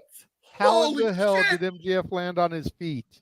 Into a brutal clothesline by MJF, and now it looks like he might be going for the middle rope tombstone. Nail in the coffin attempt. Or is no! That the last Steiner. gasp for Will Ospreay here. And again, Will Ospreay lands on his feet! Holy shit! Oh my God! What the fuck are these two made of? Oh my God! Like I said, vibranium and kryptonite. This is the greatest match I've seen so far this month. Oh my God! It's Ospreay and MJF 1A, 1B at the end of the quarters. Clothesline attempt. Got countered into the Matrix. And both men right now looking for that shot. There's a jab, straight jab by MJF. From the North Pole, MJF, and it's a hook kick. Off the ropes. Forearm smash. Ospreay off the ropes. Big boot. MJF rebound. Rolling elbow. Ospreay, though, looking to follow up. Blocks the shot. MJF hooking up Ospreay again. Ospreay escapes. Rising knee strike. MJF again off the ropes. Wall kick. Step of Enziguri by Will Ospreay. MJF falls for the close on MJF, though. Ospreay up and over. Oh, trying to go for that power bomb. Encounter, couldn't get him up, though. The shoulder's down. Both men driver position. Oh, the ring. Might literally come down to who can hold the person down for 3 seconds. 1, 2, no.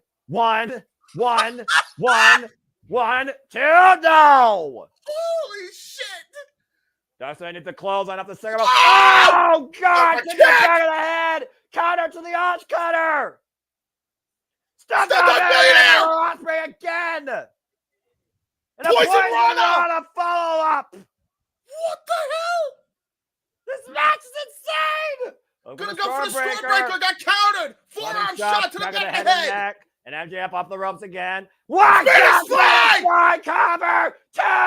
No. Holy shit. What are these two made of? How many times do I have to say it? Vibranium and kryptonite. Yes. But there's other things. There's enhancements somewhere else.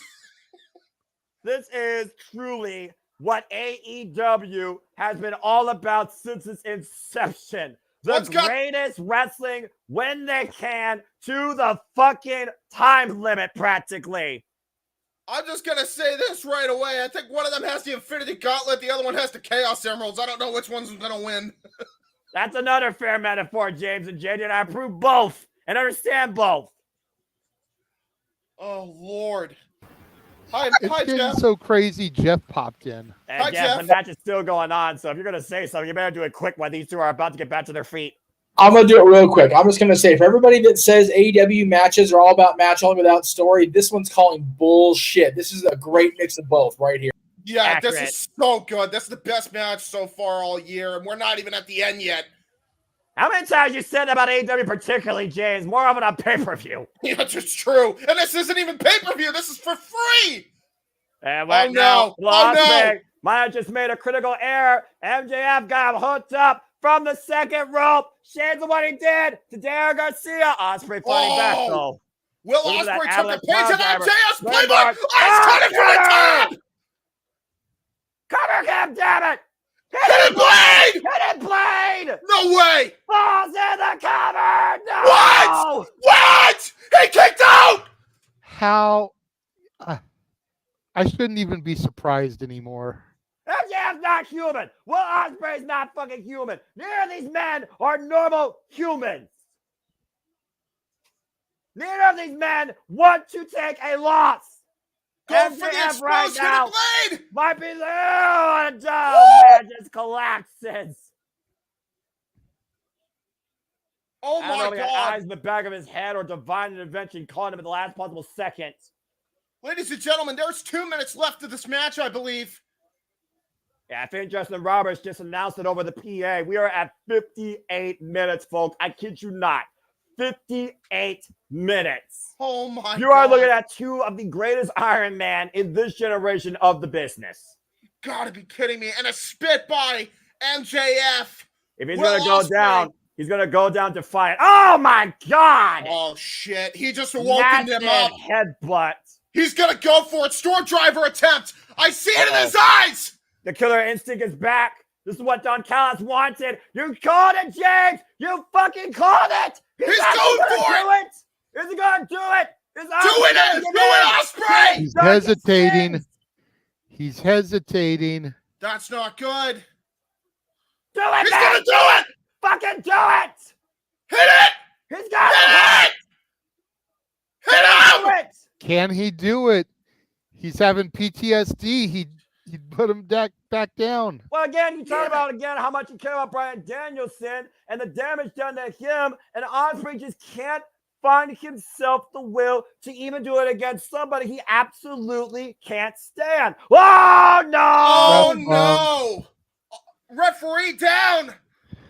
An inadvertent bump by MJF into Ospreay knocks Bryce Rensburg down. And that Ospreay was premeditated, Noah. Don't say inadvertent. God! Dynamite diamond ring! Over the head! Over the head! Kidding me! Holy shit! Holy shit! 2 seconds left! MJF is the new AEW International Champion! Holy hell! What a photo finish! MJF, the International Champion, and what was one of the greatest matches you will ever see in the middle of a ring!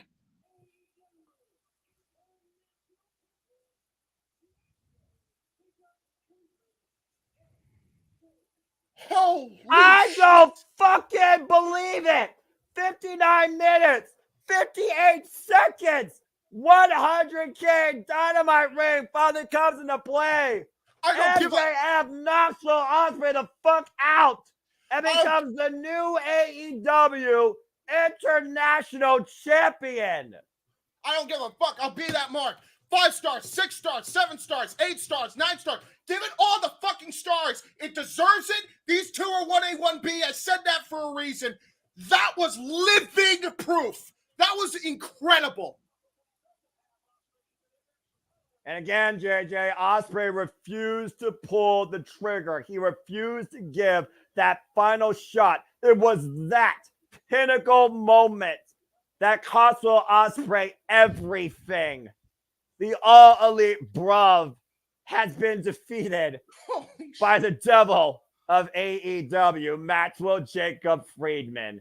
God damn, that is one of the greatest TV matches I've ever seen in my life. That's one of the greatest matches, period. Medical team in to check on both men. Yeah. Oxygen tank for MJF. Again, he said he made a vow since Dynasty. He was not going to use the Tiger Driver. MJF literally pushed Will Ospreay 99% to his limit that he was almost willing to use it, and he didn't. As MJF once again finally has regained consciousness, Ladies and gentlemen, MJF is your new AEW International Champion. That's Hannibal Ospreay, his second defeat in All Elite Wrestling. Wow. Jeff, Will Ospreay coming to 2. I don't think Ospreay can believe what the hell just happened to him. Again, we talk about MJF, the story of the return of match with Jacob Freeman. A big fuck you to every fan that turned their back against him, saying thank you, Joe and Ozzy, for getting him in this dynasty that Swerve named everybody but MJF. Talking about Will Ospreay, talking about Kazuchika Okada. When MJF chants were rained out during that contract signing with Samoa Joe ahead of Dynasty, both men just slightly smiled.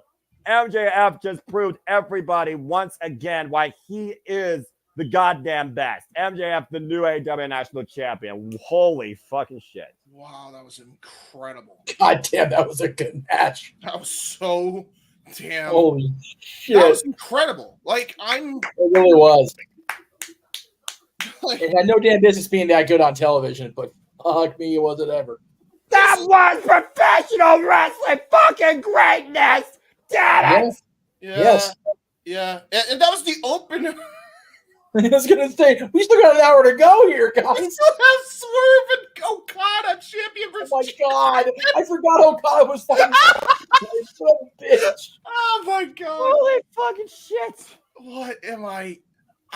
Wow. I know he's probably talking about some craziness. There's Swerve. There he is. Okay. And Mark Briscoe and the Acclaim back there. It's going to be chaotic no matter what. Yeah, I know I should probably listen to what they're saying, but I can't. Let's process. You guys were talking about that when the match started. It's they're going to go out there and go follow that. MJF is Shawn Michaelsing the fuck out of that locker room right now, and you know he is. Do you realize, Jeff, that we just called 2 friends of yours in one of the greatest wrestling matches of all time just now? Guys, yes, sir. Did the Acclaimed just get added to Blood and Guts? They sure did. And again, why both those men just went all in. Let's go ahead and regroup, guys, because again, we're on the road to all in, and we know the main event for that pay-per-view. It will be Swerve Strickland versus Bryan Danielson for the AEW Championship, but Swerve Strickland is also the leader of Team AEW heading into Blood and Guts next week, to the point we're getting, for the first time ever, Swerve Strickland versus Kazuchika Okada in our main event tonight. Champion versus champion. Oh, no. After what we just saw, what the hell else can happen tonight? What the hell is to come here on 250 in AEW Dynamite? Dude, 58 minutes and 58 seconds. I think we all want a little bit of TV time to regroup, so let's go down to the ring for Chris Jericho. Yes, please, Jericho, save us again. Oh my God, I need a break. I can't. Jeritron 5000 in the rain. Oh no! And there's W. Morrissey introducing him. Oh boy. Oh Lord, here we go. The learning tree has been for the world champion, by the way, guys, for 88 days after sending Samoa Joe, Katsuyori Shibata, and Hook to the hospital. And Hold on, right? Chad Apple, Brian Keefe. Here we go, everyone. Hi guys. Hi guys. Welcome to AEW Dynamite 250. It's time for TV time with the learning tree. Hope you're enjoying everything. Thanks for tuning in. Thanks, guys. Hi guys. Hi Chris. Jericho here to inject 1.21 gigawatts of electricity into this television show. Damn right. You guys have to leave.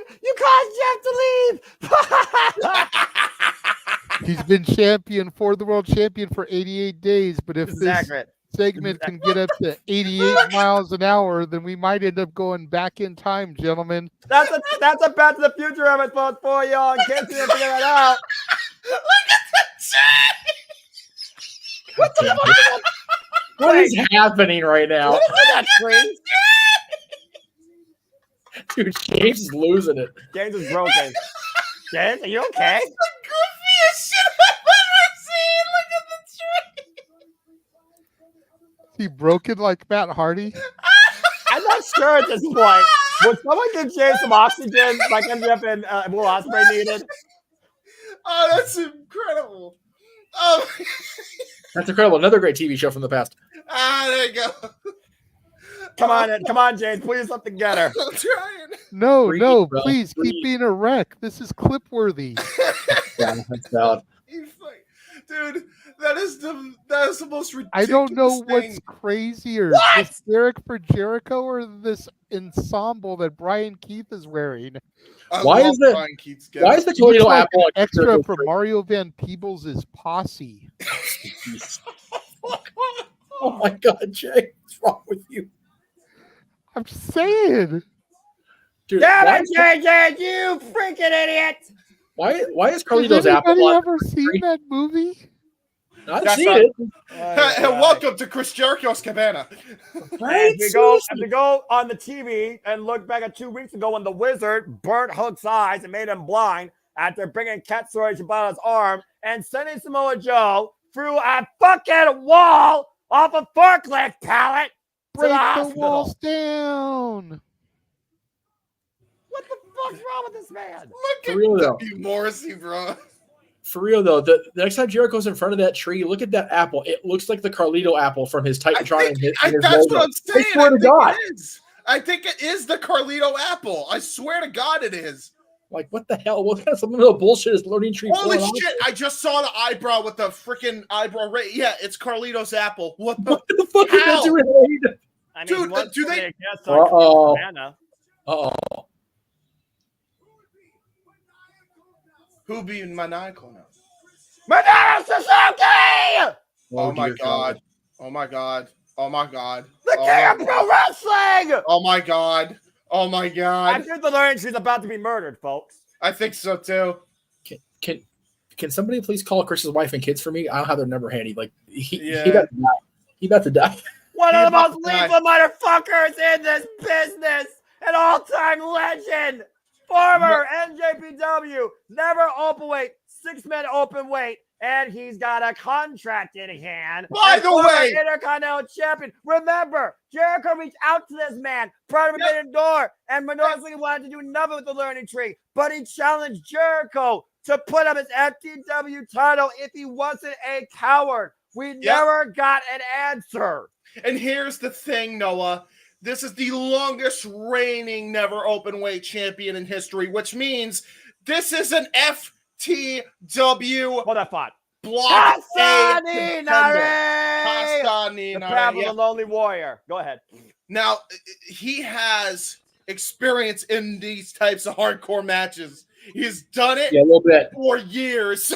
This man has fought Mikey Ito, broken her hand. This man brought a gun on a bullet train during a wrestling match. This man nearly killed Asuka, aka Kana, in intragender action. I'm just saying. Real quick.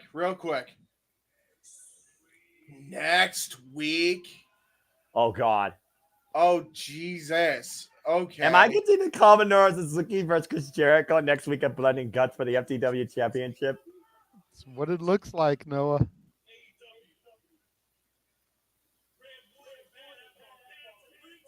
And the Rabbit Battle Pepper ringside. Oh, shit. What? Oh, the headbutt. Murder, Grandpa. Murder, Grandpa. Did I mention how much I fucking love AEW? Yeah, there are times where it's great. Well, I mean, what better place for there to be a murder than on an episode called Blood and Guts? I'm just saying. Hey, I'm all about murder when Minoru Suzuki's committing the crime. What? And he Anyway, said, bye, guys. Bye, Bye, guys. Suzuki. Bye. Bye. All right, so next week is Minoru Suzuki versus Chris Jericho for the FTW title, and the Redwood and the Bad Apple are banned from ringside. Everything right here was better than anything that the Elite have done this past year. Speaking of, Oh, no. Oh, boy. Oh, Speaking wow. of, are they That's coming like- out? say Oh, their God. name God damn and it. they appear. And go off screen. Ah! Fuck them, but Okada, you're cool. Corporate Okada, best thing in this business. Don't at me. Beach.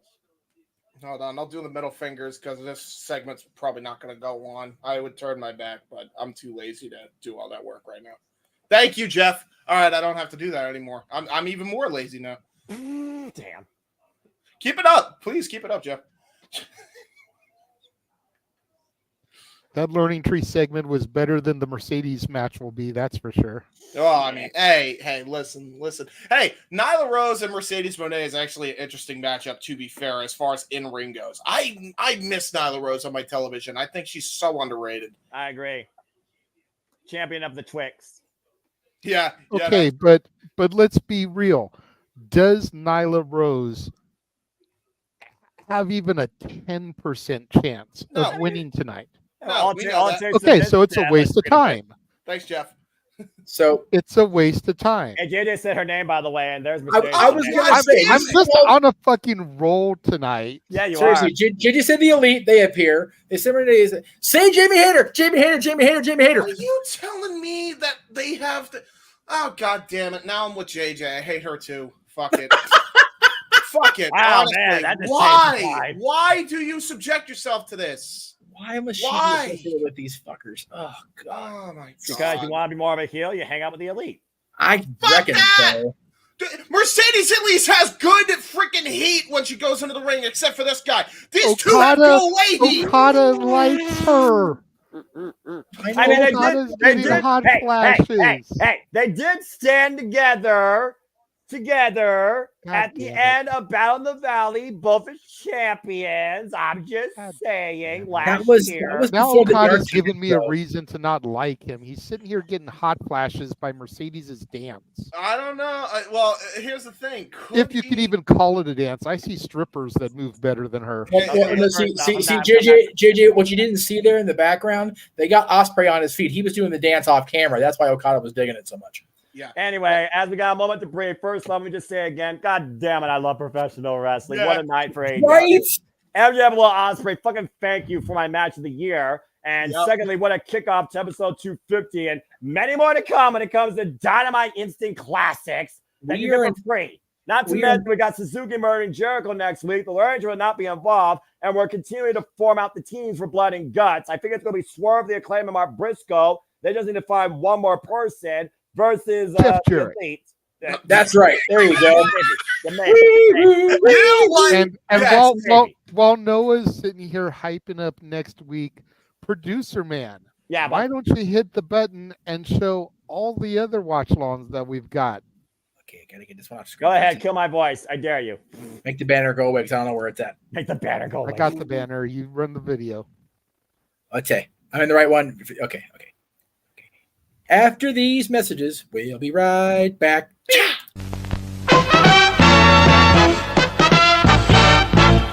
And now, preview time. So let's take a look at what's coming your way.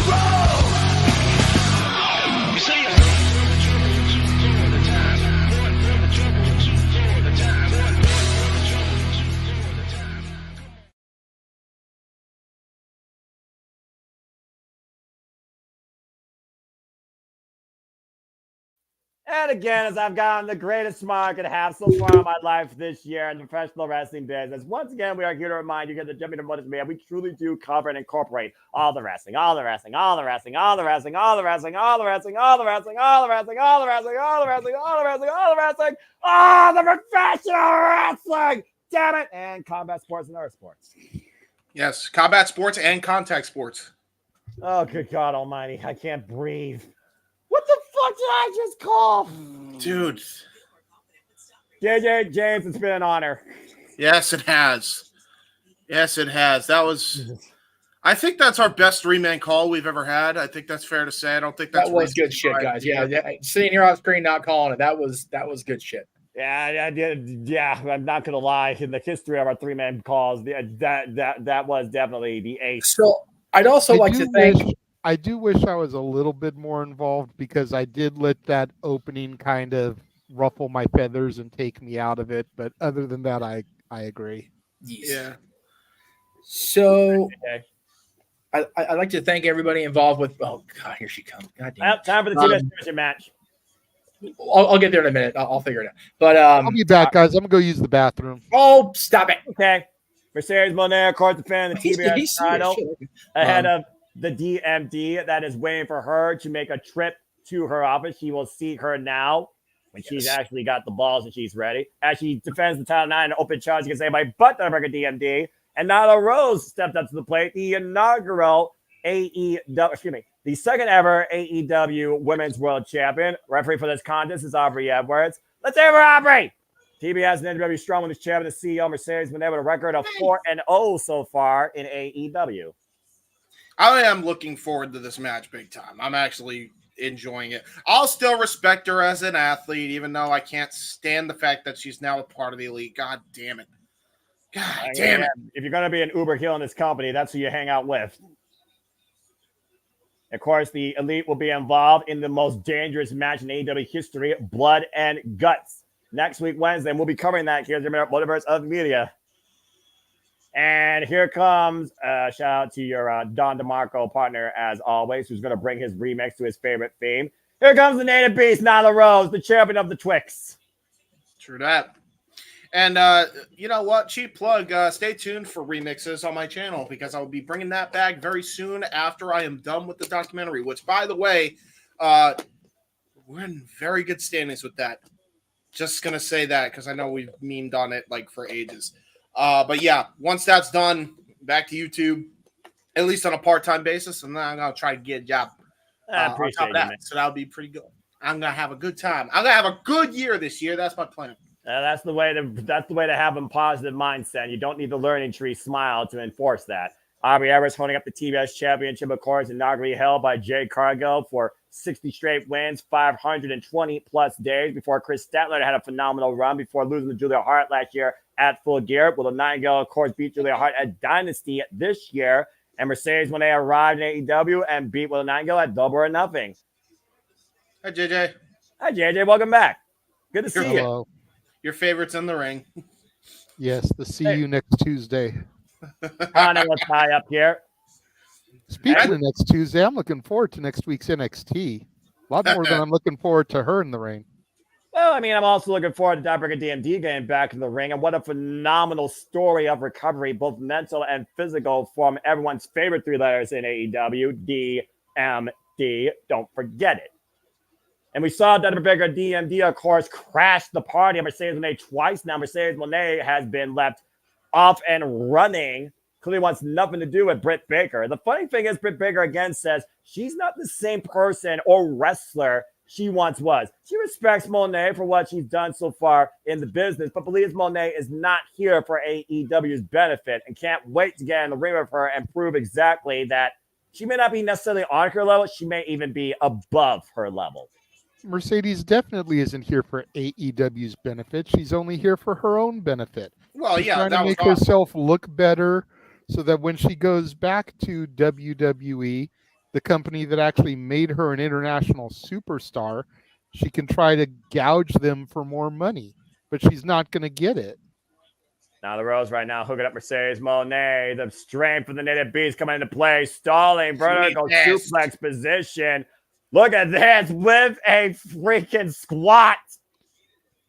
Oh, but that was great maneuvering by Mercedes, though, using her legs to try to jostle her way out of the stalling suplex attempt. Chop to the back of the knee, looking for the attempted tornado DDT. And again, the power of the native beast coming into play once again. Oh, jeez. Yeah, you heard that, right? Yes. Yeah. Have you lost your mind? Well, you can't lose what you never have to begin with. So I was about to say, JJ. Man, I was about to say she did have a mind, and then she went for the tornado DDT. Well, I mean, Orange Cassidy. I think the elite stupidity is infecting her for sure. Orange Cassidy, where is my mind? Knee drop across the back. Should have snapped that twig in half. And neither might be Mercedes away from coming to face the TBS kick out. And this continues, folks. The Mercedes quality picture-in-picture front television. Yeah. Throw it up, Jeff. It's here again. There it is. Yeah, I love this is this what we gimmick. think of TV. Up yours. Up yours. We Anyway. gotta fit it into the frame like a TV, like the middle finger's actually in the logo. Yeah, I'm sorry, Noah. Did I strike a nerve with my hatred for Mercedes? No, I respect your real talk on legit honesty. Shout out to Eddie Kingston. This match has got me doubly. It's got Mercedes and Aubrey as the referee. It's like, all right, don't I'm go there with Aubrey. You and I will already fight on that. freaking doomed here. Hey, Aubrey, I only don't you're have an biased opinion on Aubrey. Nyla Rose because she hasn't barely been on television the year and a half I've been watching AEW. You've been I biased think against I've seen Aubrey. her on my TV a handful of times, probably less than that. Look, you can be biased all you want with certain people, but you're I'm biased. being honest. Honest with Mercedes, maybe. Biased with Aubrey. I dare you to say you're being honest about that. You're not. You're biased against Aubrey because you still blame her for the fact that Jeff Jarrett never became tag team champion. And the fact of the matter is, Jeff Jarrett didn't earn it that night. He even tried to use Mark Briscoe as advantage. You want to bring up the past of people? I'll fight you all night on Aubrey Edwards. She is the most integral official in the AEW core. There's a reason she's only been bumped twice. And the fact that she got up after Mariah May dropped her on the back of her head. Still to this day, I respect Aubrey Edwards for what she brings to AEW. All right? Cover here, 2 count. No, you shush. I'm talking. Let me talk to you. Aubrey Edwards. The producer is here. Let the producer speak, Noah. Let the producer speak. Oh, okay, that was funny, go ahead, though. Jeff. That was funny as hell. How you doing, Jeff? The fuck you said? That was. I never respect Aubrey Edwards. What do you think I was going to say? I was gonna come in here and do a little Disney familiar and say, gentlemen, the past in the past, let it go, let it go. You done told me to show up on my own channel. Now it's on, motherfucker. God damn. It's not the first time that my passion has overruled. By the way, folks, we are nearly there to get Noah enrolled in the Chase shoes. Super chat the shit out of this. Yes. As a matter of fact, I'm going to drop out the same day and burn the shirt on air. We are just a little under $100 away from getting Noah to join Chase U. So if you guys want to see him pledge his allegiance to the greatest university that there is, Shaquille O'Neal's hosting super a new chat. game It's show? as simple as that. There we go. That's what I wanted to do. There we go. That is the tallest suit I've ever seen in my life. Dude, he is a big mucker father. Like, I'm not going to lie. I told the story a couple times, but like, I stood right in front of him at the Staples Center. God damn it. Okay, well, I might have to check out that game show, Lucky 13. I wonder if that's just strictly trivia based, hosted by Shaquille O'Neal and Gina Rodriguez, coming to ABC. Yeah, that's hilarious. Yeah, he is a mountain of a man for real. Anyway, carry on. Except you tell me to shut up on my own fucking channel. I didn't tell you to shut up. I told JD to shut up. What are you talking about? No, you told Jeff to shut up. Hey, shut up. No, I'm talking. Shut up. You told him to shut up. JJ was berating Aubrey Edwards. I don't look at the fucking monitor like you. You know what? Oh, that's true. We're back on the TBS Championship match. That's You know fair. what? That's fair. Where's I'm all the the guy- King's horses and all the King's men to put James back together again? Yeah, come on now. No fucking joke. I think that James is broken. Non-copyright. Shout out to my favorite knockout of all time, Tara, aka Victoria. She'll be in the W Hall of Fame. Damn it, but I digress. Hey, I will say. God, nice suplex by Nyla Rose. I will say we the do have a wrestling match on our screen here, folks. Let's get back. Oh, is that what you call this? Well, I'm I mean, surprised Nyla it's Rose gone is long a enough former- to actually have a commercial. Well, Nyla Rose, a former AEW Women's World Champion. I think we should give her that respect. Previous challenger to Athena for the Ring of Art Women's World Championship and a first ever 2 out of 3 false tables match. Of course, Athena will be defending the Ring of Art Women's World Championship at Death Before Dishonor against Queen Aminata, who probably has the most lethal big boot in the business. Oh no, cannonball attempt. Oh boy. Josh! Jesus!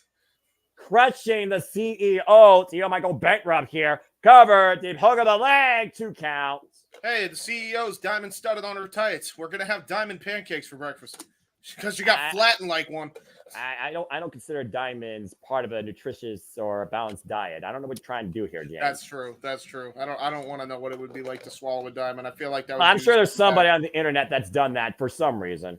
Yep. And regretted it. Well, you've never had Blue Diamond peanuts? Wow, man. Big splash out of the corner.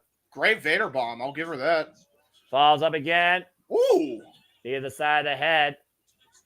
CEO taking control. Again, folks, we are just having fun here. United team. We're calling AEW down at 250. And right now, Meteora, single knee drop, caught a single shoulder, 2 count. Yeah, I was about to say she did not get all that Meteora and didn't get all that cover either. Yeah, It well, didn't again, even look like a meteor. It looked like, here, let me sit. I mean, she got one knee on the cover, to your point. Poor position there by the champion. Now looking to hook her up for the Moné maker. There is no way. No way. You're better off going for the bank statement at this point. Well, I mean, yeah, bring the native beast down to the mat. Take out her base. That's how you beat a bigger opponent. I mean, it's wrestling 101, right? And the crowd is standing for both women here. I'm surprised. Well, again, Nyla Rose is an AEW original as we celebrate AEW Dynamite 250 and the history of this women's division with all-time great champions like Hikaru Shida, Live Dynamite Baker, DMD, and of course the current AEW Women's World Champion, Timeless Toni Storm. You've got to be freaking kidding. What the hell is this? That is a studded glove, and I think she's looking to send a message to one person that knows how to practice dentistry. And I think Mercedes Moné is about to tell Nyla Rose to say, ah. Oh, God damn it. JJ, go ahead and talk if you want. Mandible clause applied here by... I was going to say lay off of Mercedes, but nah. She's using Brit's move. Nah, get up all in her shit now. Fuck that. Renegade's Rage has been engaged. Feel free to unleash it after this win as she transitioned out to the bank statement. And Nyla Rose taps. Okay, JJ, floor's yours. Yeah, no. Complete and utter waste of time. Yep. Let's put it politely. Mercedes Moné still the TBS this champion. heifer off of my television screen. All right. Let's right. Tranquilo, mi hermano. You just said Renegade's Rage. I didn't know how far I was going to go. I don't want us to get flagged on YouTube for that's valid. You unleash that rage, then you tell me tranquilo. I didn't think you were going to go that far. Hey, look, there's a Sting fan. And that's Brit right there. Wait a minute. That's definitely Brit. Yeah. Hey, folks, I think the doctor will see her now. Get her, Brit. DMD in the building. That wasn't horribly scripted. I don't know about that. And the staff right now protecting the CEO. Probably special call from the Elite. Creating separation here. This match has to happen in Wembley. Gotta keep it separated. Until Wembley. How long? How long, guys? How Wembley. long can the CEO keep running from the DMD? She's got to face her eventually in that ring. Oh, we will. The CEO can run as long as she wants. She's got creative control. Now, we don't know that for sure. No, we definitely. She has said it in interviews. Definitely know that for sure. Change gears to some of that matters. Let's talk about the Owen last week and the women's. There we are. Mariah May has booked herself for a timeless encounter on her ultimate way towards stardom with the most evil and glamorous betrayal we've seen ever in AEW history. Bloody brilliant. Pun intended. Oh, yeah. The cinema of this tragedy. The timeless last awaits in Wembley. Timeless Toni Storm and Mariah May for the AEW Women's World Championship. Something tells me Toni Storm is going to have to watch out for more than just a shoe after what Mariah May did to her at the end of the Owen Hart tournament, JJ. What a statement. I'm still speechless over those actions from last week. Like, we saw it coming, but I didn't expect it to be that vicious, that bloody. There's a reason why Mariah May is called the evil glamour. Something so beautiful can truly be lethal. And we will find out how lethal she is at Wembley Stadium. Yeah. I was expecting Mariah the one to be the one to turn. That's what was crazy about last week. Yeah, of all things, I was expecting Timeless Toni Storm. Yes. Again, how many times did I talk about with you all? I thought for sure she was setting herself up to make sure she was going to preserve herself in the spotlight. I didn't think Mariah May had that in her where now she wants to be the center of the universe, the attention, the star of AEW. sending the timeless era into oblivion. To reference somebody that was driven out of this company, does she have everybody's attention now? I think after last week, she's got more than just AEW's attention, to say the least. Yeah, exactly. Jesus. Mina Shirakawa right now, an emotional wreck. Can't believe what she saw. Again, those two are as close as mother-daughter. They were bosom buddies. You were looking for the freaking motorboat trio, and now you're lucky to have one of them doing that anymore. It's funny you mentioned bosom buddies. I actually have a outing tonight with a lady friend, and we're going to watch Sleepless in Seattle. I've never seen that movie. What? I'm going out with a friend tonight, and I've never seen Sleepless in Seattle, so we're going to watch that together. Oh, okay. Good on you. Enjoy that. Enjoy. Yeah. And I hope everyone's enjoying our coverage here of AEW Dynamite 250, where, again, we just had a match of the year candidate with MJF and Will Ospreay, the new AEW International Champion, at 59 minutes and 58 seconds. I cannot fucking believe I just said that. And then we followed it up with the match that, if it was a movie, would be nominated for a Razzie Award. What's a Razzie? The Razzles are like the opposite of the Oscars or the Emmys or whatever. They're the worst of the worst. You're never going to let this go with Mercedes, are you? He's not. Why would there be awards for the worst things possible? Because people suck, Noah. That's why. Well, that's fair. People are people. Depeche Mode made a song about that, so you know. Yes, they did. James, I will make a deal with you. As much as it pains me to say it. Uh-oh. Because that's what we do on this channel. We negotiate, we make deals. Right, Noah joining Chase U? Right, Noah buying a Chase U t-shirt if Thea wins the title? Going to drop out the same day. Hey. I will drop this hatred to Mercedes when you drop your hatred towards the Elite. I was about to say, I'm not judging you. I just Jeff, should I just leave? Okay, whoa. Okay. Should I just leave?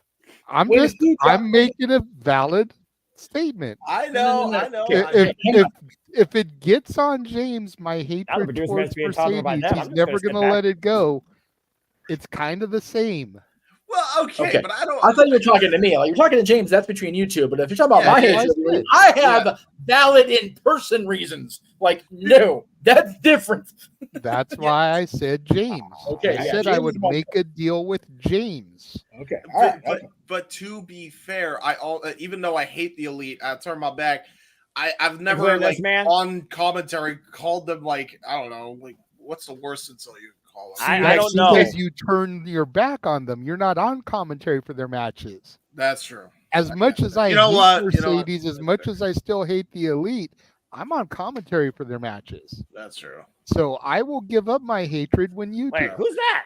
And that's Jack Perry, and that's Brandon. Why is everybody just shit-canning Cutler, dude? Well, Cutler apparently he can't do his job right. But okay.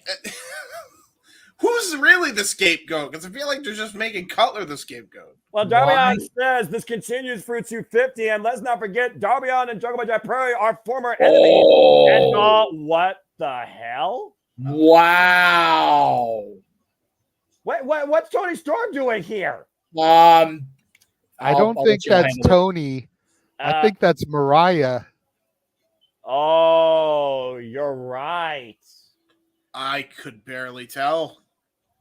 Playing the part of the timeless one.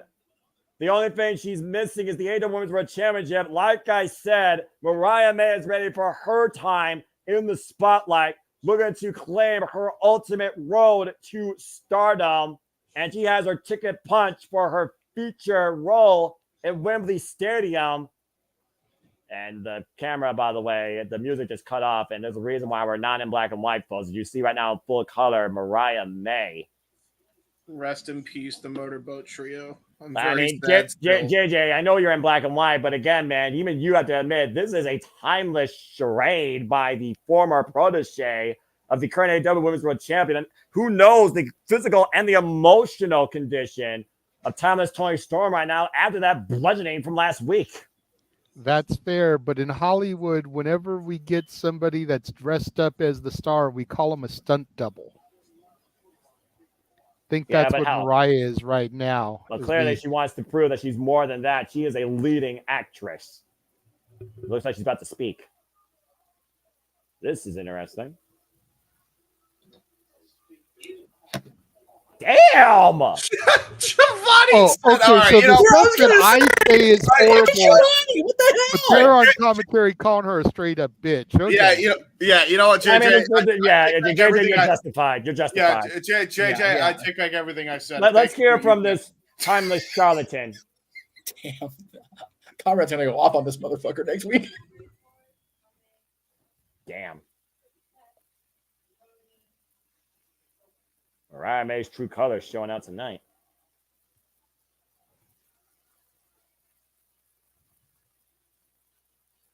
Man.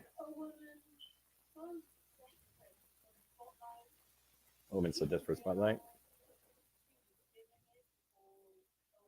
She was giving it all away. Never realized it. The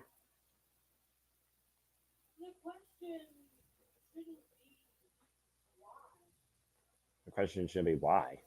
The question should be, Mariah, what took you so long? They've been together since January to a point.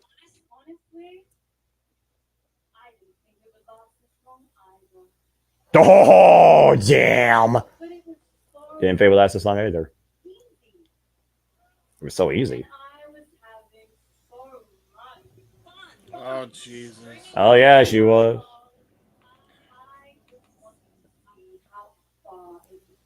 Wanted to see how far it would go. Bro. Damn. She saw Wembley. I thought. Why take a little horse back when I can kill it in front of as many people as possible? Oh, Jesus. Okay.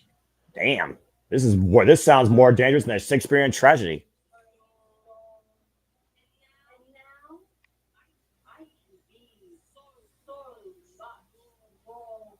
She could be so much more. Not gonna lie, she does look quite incredible tonight. Don't worry, Tony. I still love you. Love is such a weird ass word. There's the sign looming, folks. AEW All in London, Sunday, August 25th, Wembley Stadium. For those that don't know, Mariah May is from the UK. They want the real Toni Storm. I think Tony Schiavone has developed a personal appreciation, not as creepy as Naja McGuinness, for timeless Toni Storm.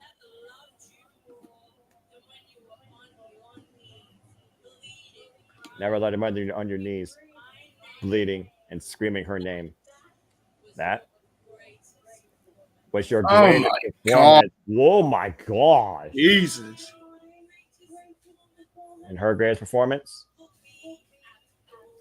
will be at All In.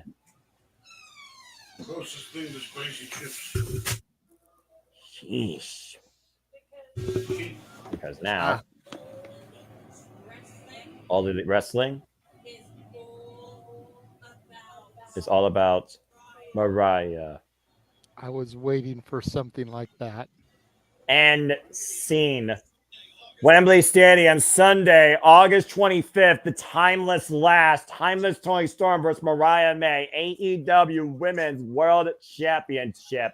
Jesus. Okay. All right, Mariah. I was waiting for some kind of reference there. Good on her for doing that. Well, JJ, your thoughts on that?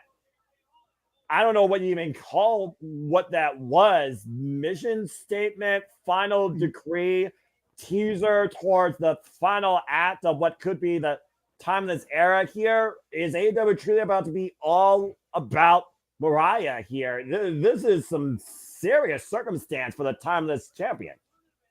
We've seen this coming. At All In, if Mariah doesn't win, then this was all for nothing.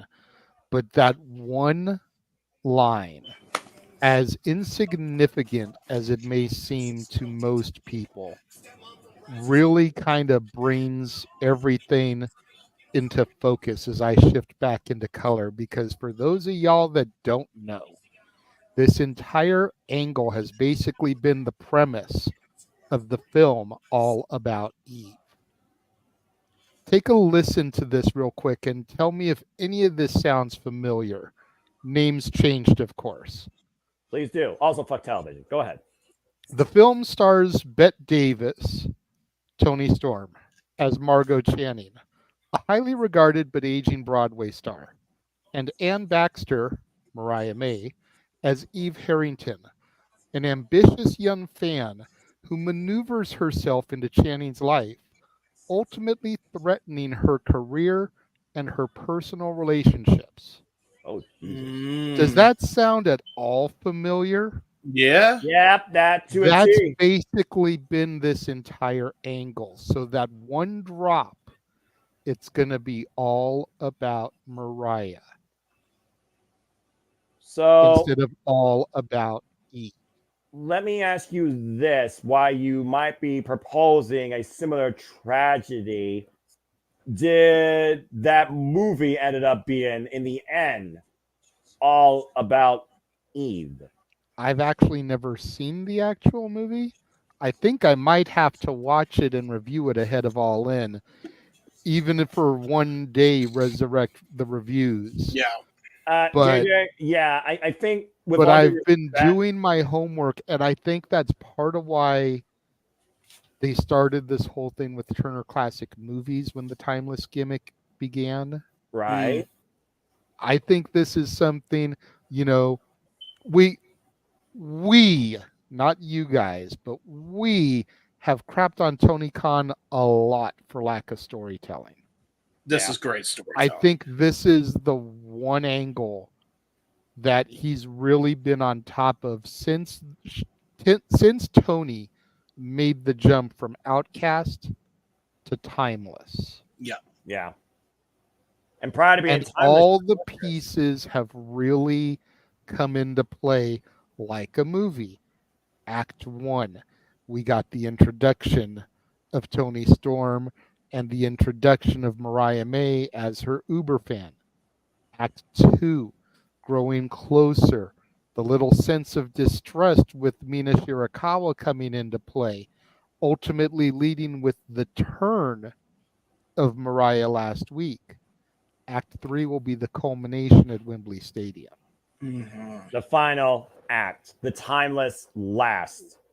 Now, real quick, that was a great explanation by both of you there. Thank you for that, because I don't even know all that. Real quick, just so we can mention it, why the fuck are they stripping the fucking Bang Bang game of the trios titles? That was so dumb. Oh, yeah, that's right. Another segment happened. I'm sorry. So that's what happened. Back to present. It happened last week in AEW Collision, officially declared by Christopher Daniels, since Jay White is out injured and you can't use the 3-bird rule in a 4-person group. Ain't going to fly like that. Rock Hard Juice Robin is not officially a Trios champion. They have been stripped of the AEW Unified Trios Championships, and they now will defend and define those titles in a Trios match. If Bang Bang Gang wants to officially still have the gold, they have to beat the Patriarchy this Saturday on Collision. And the winner of the Trios match is the new AEW Trios champions. Which is so dumb because they're all a part of the same group. Just have Juice take the place. And even though Okada's coming out, just have him take the place of Jay White. That's all you have to do. Why do this freaking hoopla when you're going to give him to the Patriarchy any goddamn way? I think they were just looking for an excuse to take him off the Bang Bang Gang. That being said, you had it with the Patriarchy. Well, you know, the circumstances change with Switchblade Jay White's injured. Maybe Jay White and Christian Cage is the match to happen. Meanwhile, it's main event time on Dynamite 250. As we have the Rainmaker, the current AEW Continental Champion, Kazuchika Okada, making it rain here tonight on Dynamite, taking on Swerve Strickland in a match that is booked champion versus champion. But simply put, gentlemen, this is momentum ahead of both these men's involvement next week in Blood and Guts. I'm loving I am loving Okada every time I see him in the ring, man. Like, he's the shining star of the elite. Currently undefeated, 5-0 in AEW, our current AEW Continental Champion. But whose house? Run's house. That too. Hold on. You'll never get me to say Swerve as my first answer. I'm always going to say Run's house. I know, and I respect that because I know go. what you're about. Here we go. Fine. Go, Meats!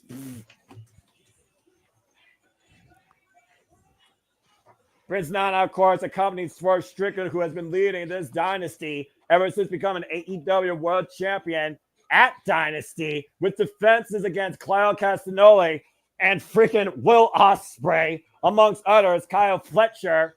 And of course, Swerve Strickland says he's going to do one of two things that Bryan Danielson was unable to do, and that was lead Team AEW. Get it on there, woman. Team AEW to a victory against the Elite. We saw what happened at Double or Nothing and Anarchy in the Arena where the Elite won. Swerve Strickland believes that he is the leader AEW needs to beat the Elite. And here he comes in tonight taking on somebody undefeated and the Elite's new best bout machine, Kazuchika Okada. And while Okada is not the leader of Team Elite next week, you might as well call him that. He definitely might be the most dangerous and valuable player. Bell rings were underway. Referee Paul Turner for this contest. For those that don't know, Blood and Guts, solid steel cage, enclosed 2 rings, including a fully capped roof. The match does not begin until all 10 men are in. And the only way it ends is via pinfall or surrender. So, yes, for those of you at home asking, Blood and Guts is War Games. Wait.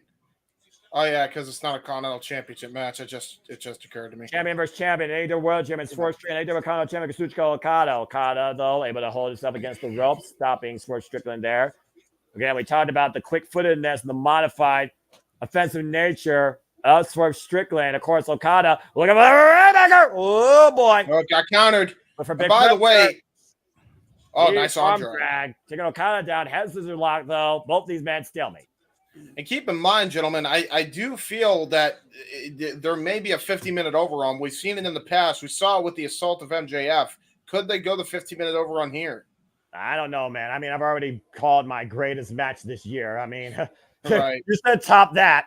We had our opening bout, and that might as well just been the only match on the show. And here we are with the main event. Yeah, seriously. Poor freaking Strickland, bro. Oh, no. I wouldn't consider him a footnote, but the fact that, again, MJF just literally outperformed this man. Everybody. And everybody on this show, I think, speaks volumes towards MJF. Yeah. Slipping out of the grip of the Rainmaker, looking for the O'Connor rolls. Going up and around, taking Okada up and over. Yeah, come on. Oh, come on. Guys, they don't even get. They're like, you know what? Just take it home. Freaking Swerve. Hook the head scissors, bro. Oh. Come on. And there. It's whatever. It's whatever. What the fuck does that mean? And that's what he's doing. He's doing a dance in the ring. It's whatever. I don't understand you guys. And these damn TikTok. Whose house? Swerve's house. Okada, though, and does Run's not house. seem impressed. Oh, boy. Swerve Run DMC. Is Run DMC still around or no? Good question. They're not really active like they used to be, but they're both still alive. The only one that's passed away is Jam Master Jay. Okay, so we can get the rest of Run DMC hopefully in a great entrance for Swerve at Wembley. Are you trying to book Swerve? Dude, that would be awesome. Run DMC at Wembley. Whose house? Oh, good Lord. Swerve and Run's house. It's the midsection of Kazuchika Okada here, and you got to imagine, if nothing else, these men are jockeying for advantage in next week's report. Wow! In Blood and Guts. Flapjack by Okada. I swear to God, if Run DMC reunites with Swerve as part of them, I'd lose my mind. I mean, like, holy shit, what a way. I'm not going to lie. That does sound pretty fucking cool. I parlayed my AEW World title. I parlayed my AEW World title to 6 to be a part of Run DMC. What have you done lately? Okay. First off, this boy on something now. This boy crazy. I was just saying. Hey, listen. Restaurant call picture in picture. Fuck television. Okay, James. Go ahead. Piggybacking on that. Go ahead. Oh no, here we go. You get Run DMC What do you at Wembley Yes. to perform Rum's house, but switch it to Swerve's house for his entrance. Swerve when I drive. Exactly. That's what I'm thinking. And listen. And then you get Europe what I deal with to perform Final Countdown Yes, live yes. for Brian to come out to. Okay. Now you bought me in. I'm all in on that. That's a hell of a way to book a main event. You know what? Did you just say you're all in on that? Noah? Yes, I am. And again, we're all in next week with our coverage of the most dangerous match in AEW history, Blood and Guts, Team Elite versus Team AEW. And Minoru Suzuki will take on the Learning Tree, Chris Jericho. Hi, Jeff. That was all in. I understood that. And you know what? I'm just one of those guys that knows how to segue and knows how to just buy into anything that's brought here on the multiverse of media. Hey, so real quick.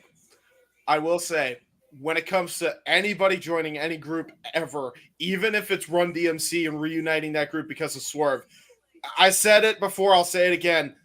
I'm never, ever going to say nothing could happen in the wrestling business again because holy shit, this year has been a living proof of that one.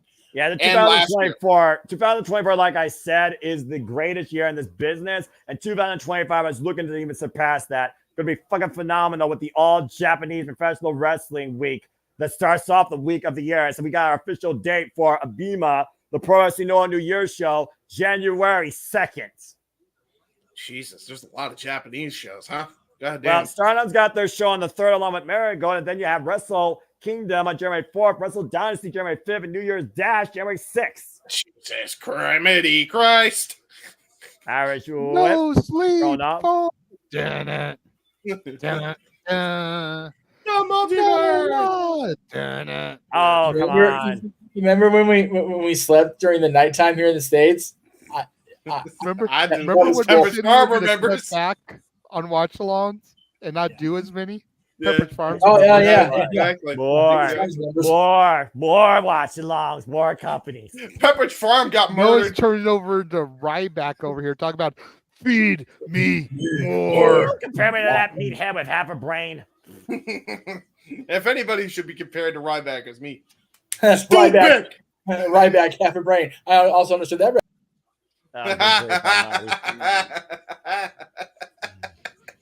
Again, thank you folks for tuning into our coverage of AEW Dynamite 250. Hope you enjoyed everything you heard. Please like, comment, tell friends. We cover all things wrestling here.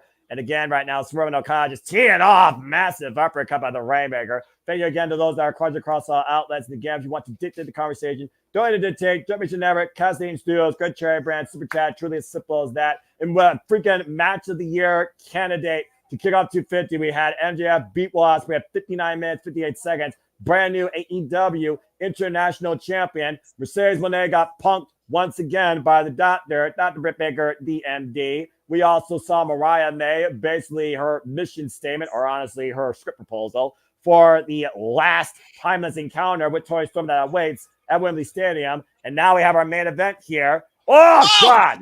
Both men jogging for momentum ahead of Blood and Guts next week. And we'll cover that here in the Multiverse of Media. So much more to come here in the Multiverse of Media. Stay tuned for further details once this presentation concludes. Back here once again, AEW Dynamite main event. Irish Whip, reverse Irish Whip, Swerve from the corner. Okada looking to follow up, runs into a boot. Drop kick! There's the drop kick, baby. I gotta call at least one Okada drop kick every match, damn it. Best drop kick in the business. Don't at me. Continue. Yeah, if you don't have to have the middle finger for the TV, we can get back to the network. Yeah, go ahead, Jeff. We're back on the show. That is funny, though. I love that. I love that gimmick so much. Yeah, and again, for life, fuck television. Okada and Swerve on the apron right now. And again, JJ, we talked about the resume of both these men. We also talked about, though, how far Swerve Strickland's willing to go to get what he wants. And again, we saw how far he was willing to go to get this championship. We're going to Blood and Guts where there is no rhyme, reason, rules, or any sense of safety. What the hell is Swerve going to do in this extreme environment? Whoa. It's a very good question.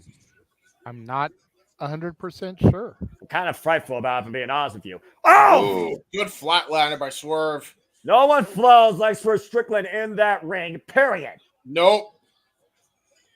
Take him down with the brain buster. Grab the small of his back. Cover, hook the leg at 2 count. He flows in the ring and he flows in the booth. And of course, a mogul of 2 worlds, the world of wrestling and the world of entertainment. Did you know that Swerve has a gold tooth? Haha, bars. Okada right now looking up towards the stars, and Swerve right now, the high risk digit. Okada, though, picking the ankle. And to my knowledge, James, you and I have covered Okada's career for quite a long time in New Japan Pro Wrestling. The most extreme we've ever seen this man get was surviving wars against the likes of Minoru Suzuki, willingly taking shots from the former King of Pancrase to prove a point. Uh-oh. Ow!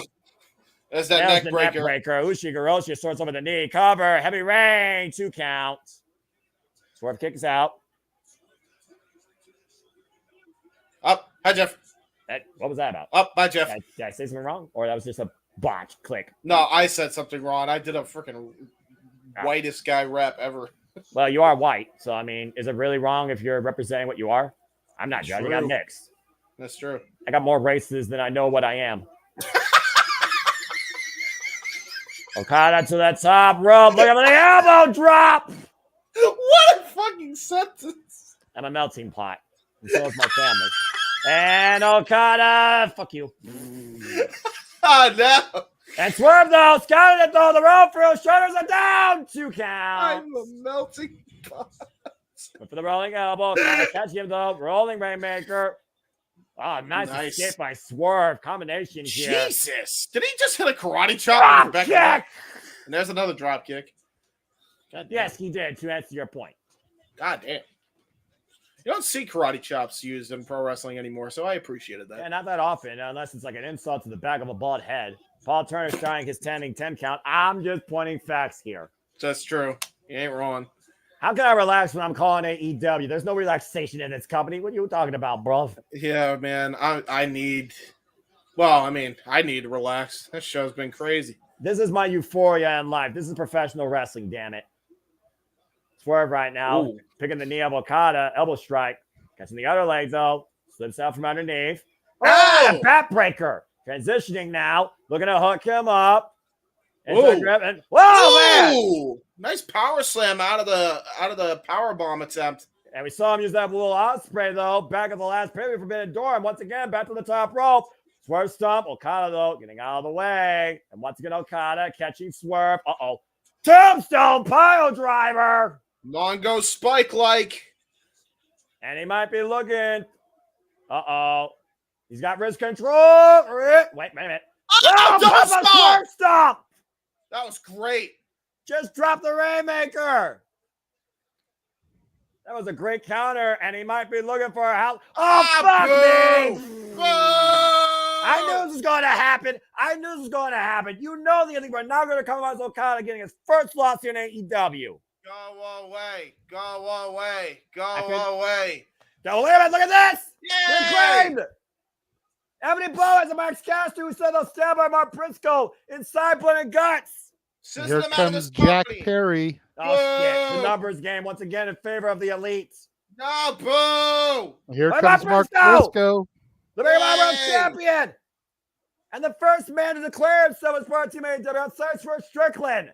The 2 world champions of the respective Tony Converse. And of course, Mark Briscoe is here to fight. Mark Briscoe knows how to bleed and endure wars. Ladders and steel included. Irish whip here by Jack Perry and Mark Briscoe. That's their name. Wow, man! Yeah! Briscoe ducked the lariat and took out the Bucks on the outside. Yay! Jack Perry did. Boo! Yay! House call by Swerve.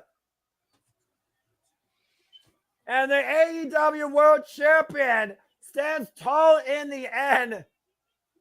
Next week, blood and guts all here. Oh, here comes some cowboy shit. Whoa. Damn it.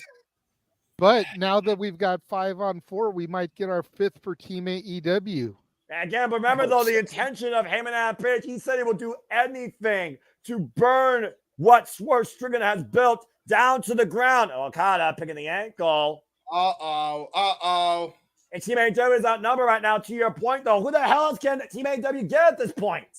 Well, we're about to find out. But the security needs to be getting control here. Security is now rushing out finally. Yeah, it's, get more stack. Get the locker room out here. Jarrett's gonna be the fifth guy. I'm pretty sure it has to be. I mean, this is anarchy. This is what this is. This is bedlam. All hell's gonna break loose. The match officially known next week. Teammate. Oh shit. Darby Oh Allin. shit! The man that lit Jeff Perry on fire at Double or Nothing. Anticlimactic. Can we have him light Paige on fire and just have a big burning pile of cowboy shit? Wait, where is he? Where is he? What the? Where the fuck is he? Hello? Is he going to descend from the rafters like Steen? I think he is.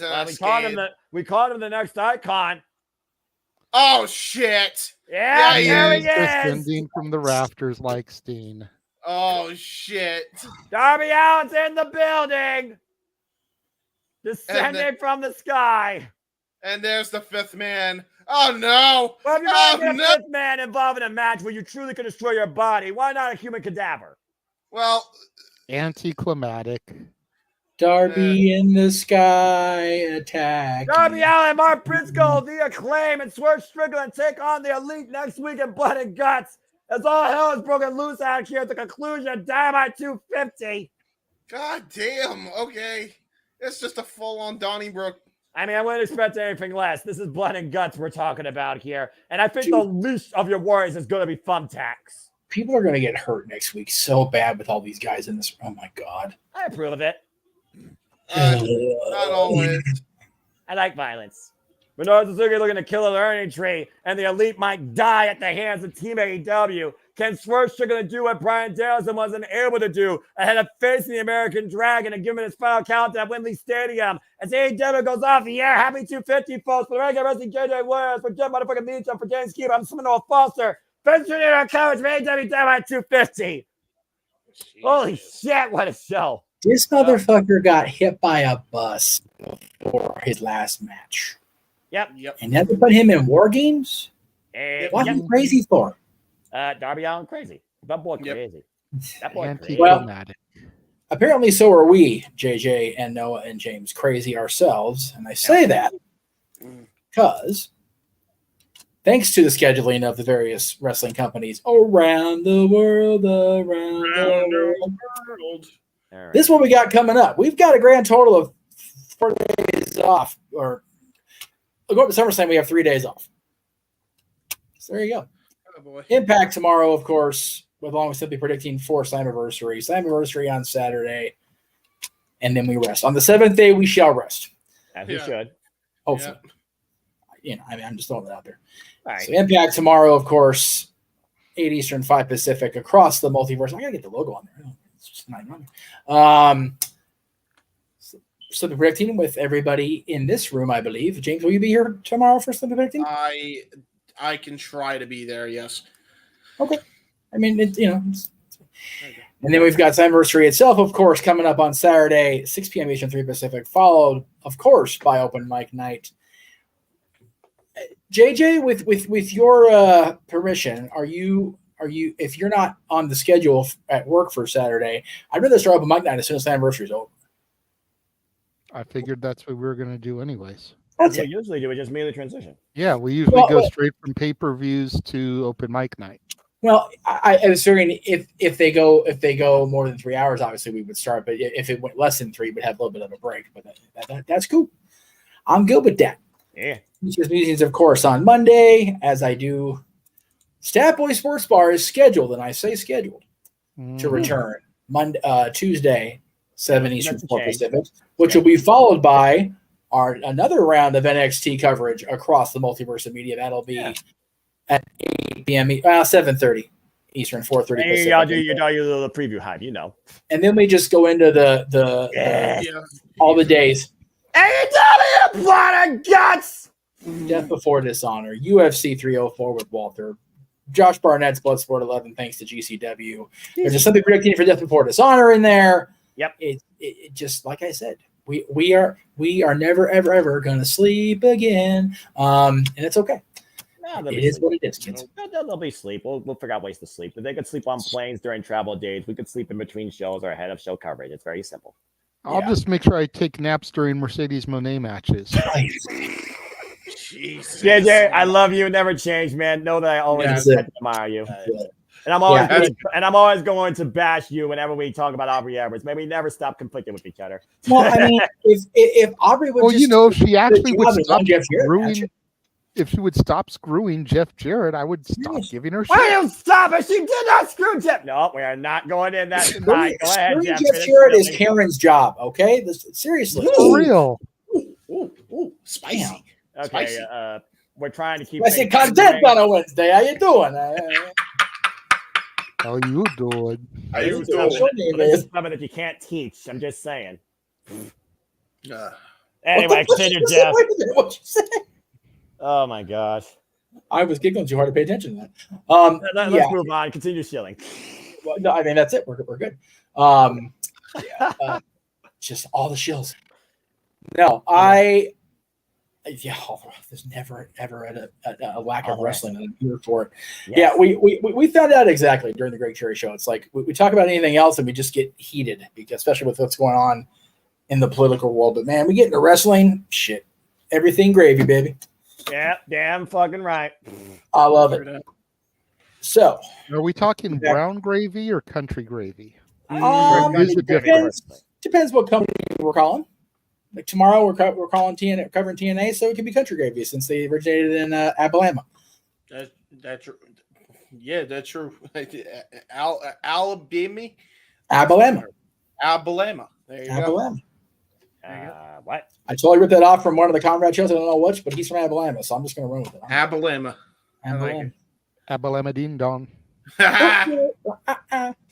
JJ, Walla Bing Bang. Walla Bing Bang. Walla Washington. We're going to keep segueing. We're going to fuck off here. We're just going to be segueing all night. All you got to do is push the damn. All you got to do is push the damn button. I don't want to push the button. I'm enjoying the conversation. No. But yeah, what tomorrow Impact. The $1 million question is will tomorrow's Impact lead us to booking the following week's Impact as well? Oh my God! I mean, at this point, fuck it. At this point, if the multiverse wants it, I'm the voice of the people, right? I mean, they call for NXT if they want TNA, and TNA actually doesn't give us something to really sink our teeth into, considering it's the fallout of one of the biggest pay-per-views, which kind of sounds like in content itself. I mean, again, I'm the mammoth that will cover all things wrestling 7 days a week. Shout out to the AEW family. And this right here just hyped me up to push myself to cover even more wrestling, AEW and beyond, because tonight was fucking phenomenal. That was such a great Speaking of, when are you doing something with your ATW fam again? I don't know at this point. All right, fine, Jeff. You freaking called for it. Something. Anyway, probably when we're not covering freaking Dynamite, because usually we do the impromptus after Dynamite on Wednesday night, but goddamn, these Dynamites have been fucking insane. Me and him might get together on a Friday night and just do a little thing I recorded. I don't know. Pick a day. So we'll see. I don't know. Maybe a Friday. I'll keep you posted, because there's been so much fucking shit happening in all things wrestling. Golly, I'm ready to go impromptu with the family again, as long as they're avoids politics and being chaotic. Yeah, please. And I'm ready to watch the video of you guys going impromptu, because y'all are fucking nuts. Yeah, yeah. I'm the moderator of that madness. I thought an episode of Open Mic Night was crazy and chaotic, and then I popped in for an episode of the impromptu and dealt with Eric. Eric is welcome to my world. Shout out to TNA Train, though. We need you to come back to Open Mic Night. Yes, now wake yourself up, brother. Be part of the Saturday Night Shenanigans. Seriously, amen. Love you, man. But also, Eric, we love you too. But again, Eric, I can't stress enough: protect your mentality, bruv. Here's the problem. His mentality's fine, because I think he gets a shit-eating green at watching the world burn. I'm gonna be honest. That's kind of the vibe. Based off of what I've seen, I think Eric gets a kick out of watching Noah react to the shit that he comes up with. Yeah, he did that to me. Well, at least he can't use the yay alley against me anymore. So I mean, there's that. And if Timeless Toni Storm loses the championship, there's going to be no more ways of saying Rampage, Collision, and Dynamite in a fancy way. My word will be normal, and I will say, "Suck it" to the entire FTW family. My normal ways. It's all right, because come Great American Bash, Noah may have to purchase a T-shirt. I was going to say, if the multiverse allows and they're generous, we could have a situation, gentlemen, where Noah is a member of Chase University as Thea Hale challenges for women's championship in NXT. Can you imagine Noah having to root against Roxanne? Nope, stop it. Yes, that would be great. No. But only you guys can get us there. Save your money. It's the end of summer. Go on vacation. That's go to right. an actual beach. We don't know which Take a plane trip. week they're going to do Go to that Disneyland. match. Will it be July 30th or Go August to 6th? the pier in San Diego. Go to the zoo. So we need to get those forest fires, folks at home. Go listen to Only Celine you Dion. can start the dumpster fire of Noah having to be part of JSU. No. Go check out the Statue of Liberty. Go to the top of the Empire State Building. Go get a deep dish pizza in Chicago. Listen. Go to Georgia. Everyone shut the up and sit down! I'm already sitting though. That's like she knows all the fuck she wants. I'm still not buying her being Roxanne Perez. Listen. I'm even a Chase U supporter, and I don't even watch the product every week. I'm just saying. Good for you. That's your choice. That is true. And it'll be Chase your U choice. is awesome. No. It is. Also, during that next week when we're leading up to the Great American Bash, JJ and I have our topic for the next episode of Dad, since we're still doing it in show mode. Ooh, there you go. There you Interesting go. choice there. Now, clearly not at the same time, but I like what you Well, did. no, there were a lot more on this list than I thought there were. Right? So I was like, all right, well, I dug myself the hole. Fuck it. I assume There's only one person to hold both at the same time. yes, and that would have been Edge. Yes. Correct. Our superstar. So right there, he's got to be number one because he's the only person to hold them both at the same time. I mean, that puts him in a different class, to be fair. He But unified it, I If, think. if anything, he'll be honorable mention because while he was a good Intercontinental Champion and a decent U.S. champion for the brief time he had it in 2001, I think we can all agree that Edge's World Championship reigns has eclipsed anything he's done. So, but he will be mentioned for sure. I've asked for Greg's input because he is a mega fan of the Intercontinental Championship, and he's given me a few to rattle off since he won't be part of the show because he's not one of the dads on wrestling. He's not a dad, sad. Well, no, I mean he has his fur babies, so that's everybody's got their thing. So, but he won't part of the show mainly because we go so early in the afternoon on Thursday. By the way, let me point that out again, everybody. We'll be on Thursday next week because Friday there's a combination of scheduling conflicts and Friday's going to be Death Before Dishonor, so we're going to be fucking bananas busy anyway. That day. We're going on Thursday because Jeff doesn't have content on that day, and he wants to have content every day. So we're going on Thursday. I mean, that's kind of like the purpose of a multiverse, right? You want to try and have That's content. pretty deep. I mean, you know. Plus, I'm scheduled to work on that Friday, so There you it actually ends up working out for me. Yes. He's all good. But yeah, we're going to be talking about that. I'm looking forward to it. We've all in this room have long touted the Intercontinental Championship as the workhorse title, the chief stepping stone to the WWE or World Heavyweight Championship. But the U.S. title, especially in WWE, kind of gets a little lowballed. And I think that if you go back through that history of that championship, there have been some bomb-ass U.S. champions. Yeah, that's fair. I'll give you that. I'll give you that. There's one that's Are we only going off of the WWE lineage, or are we going to WCW also? I'm going back to the lineage of the championship, going back to 1975, and hence some Harley Race.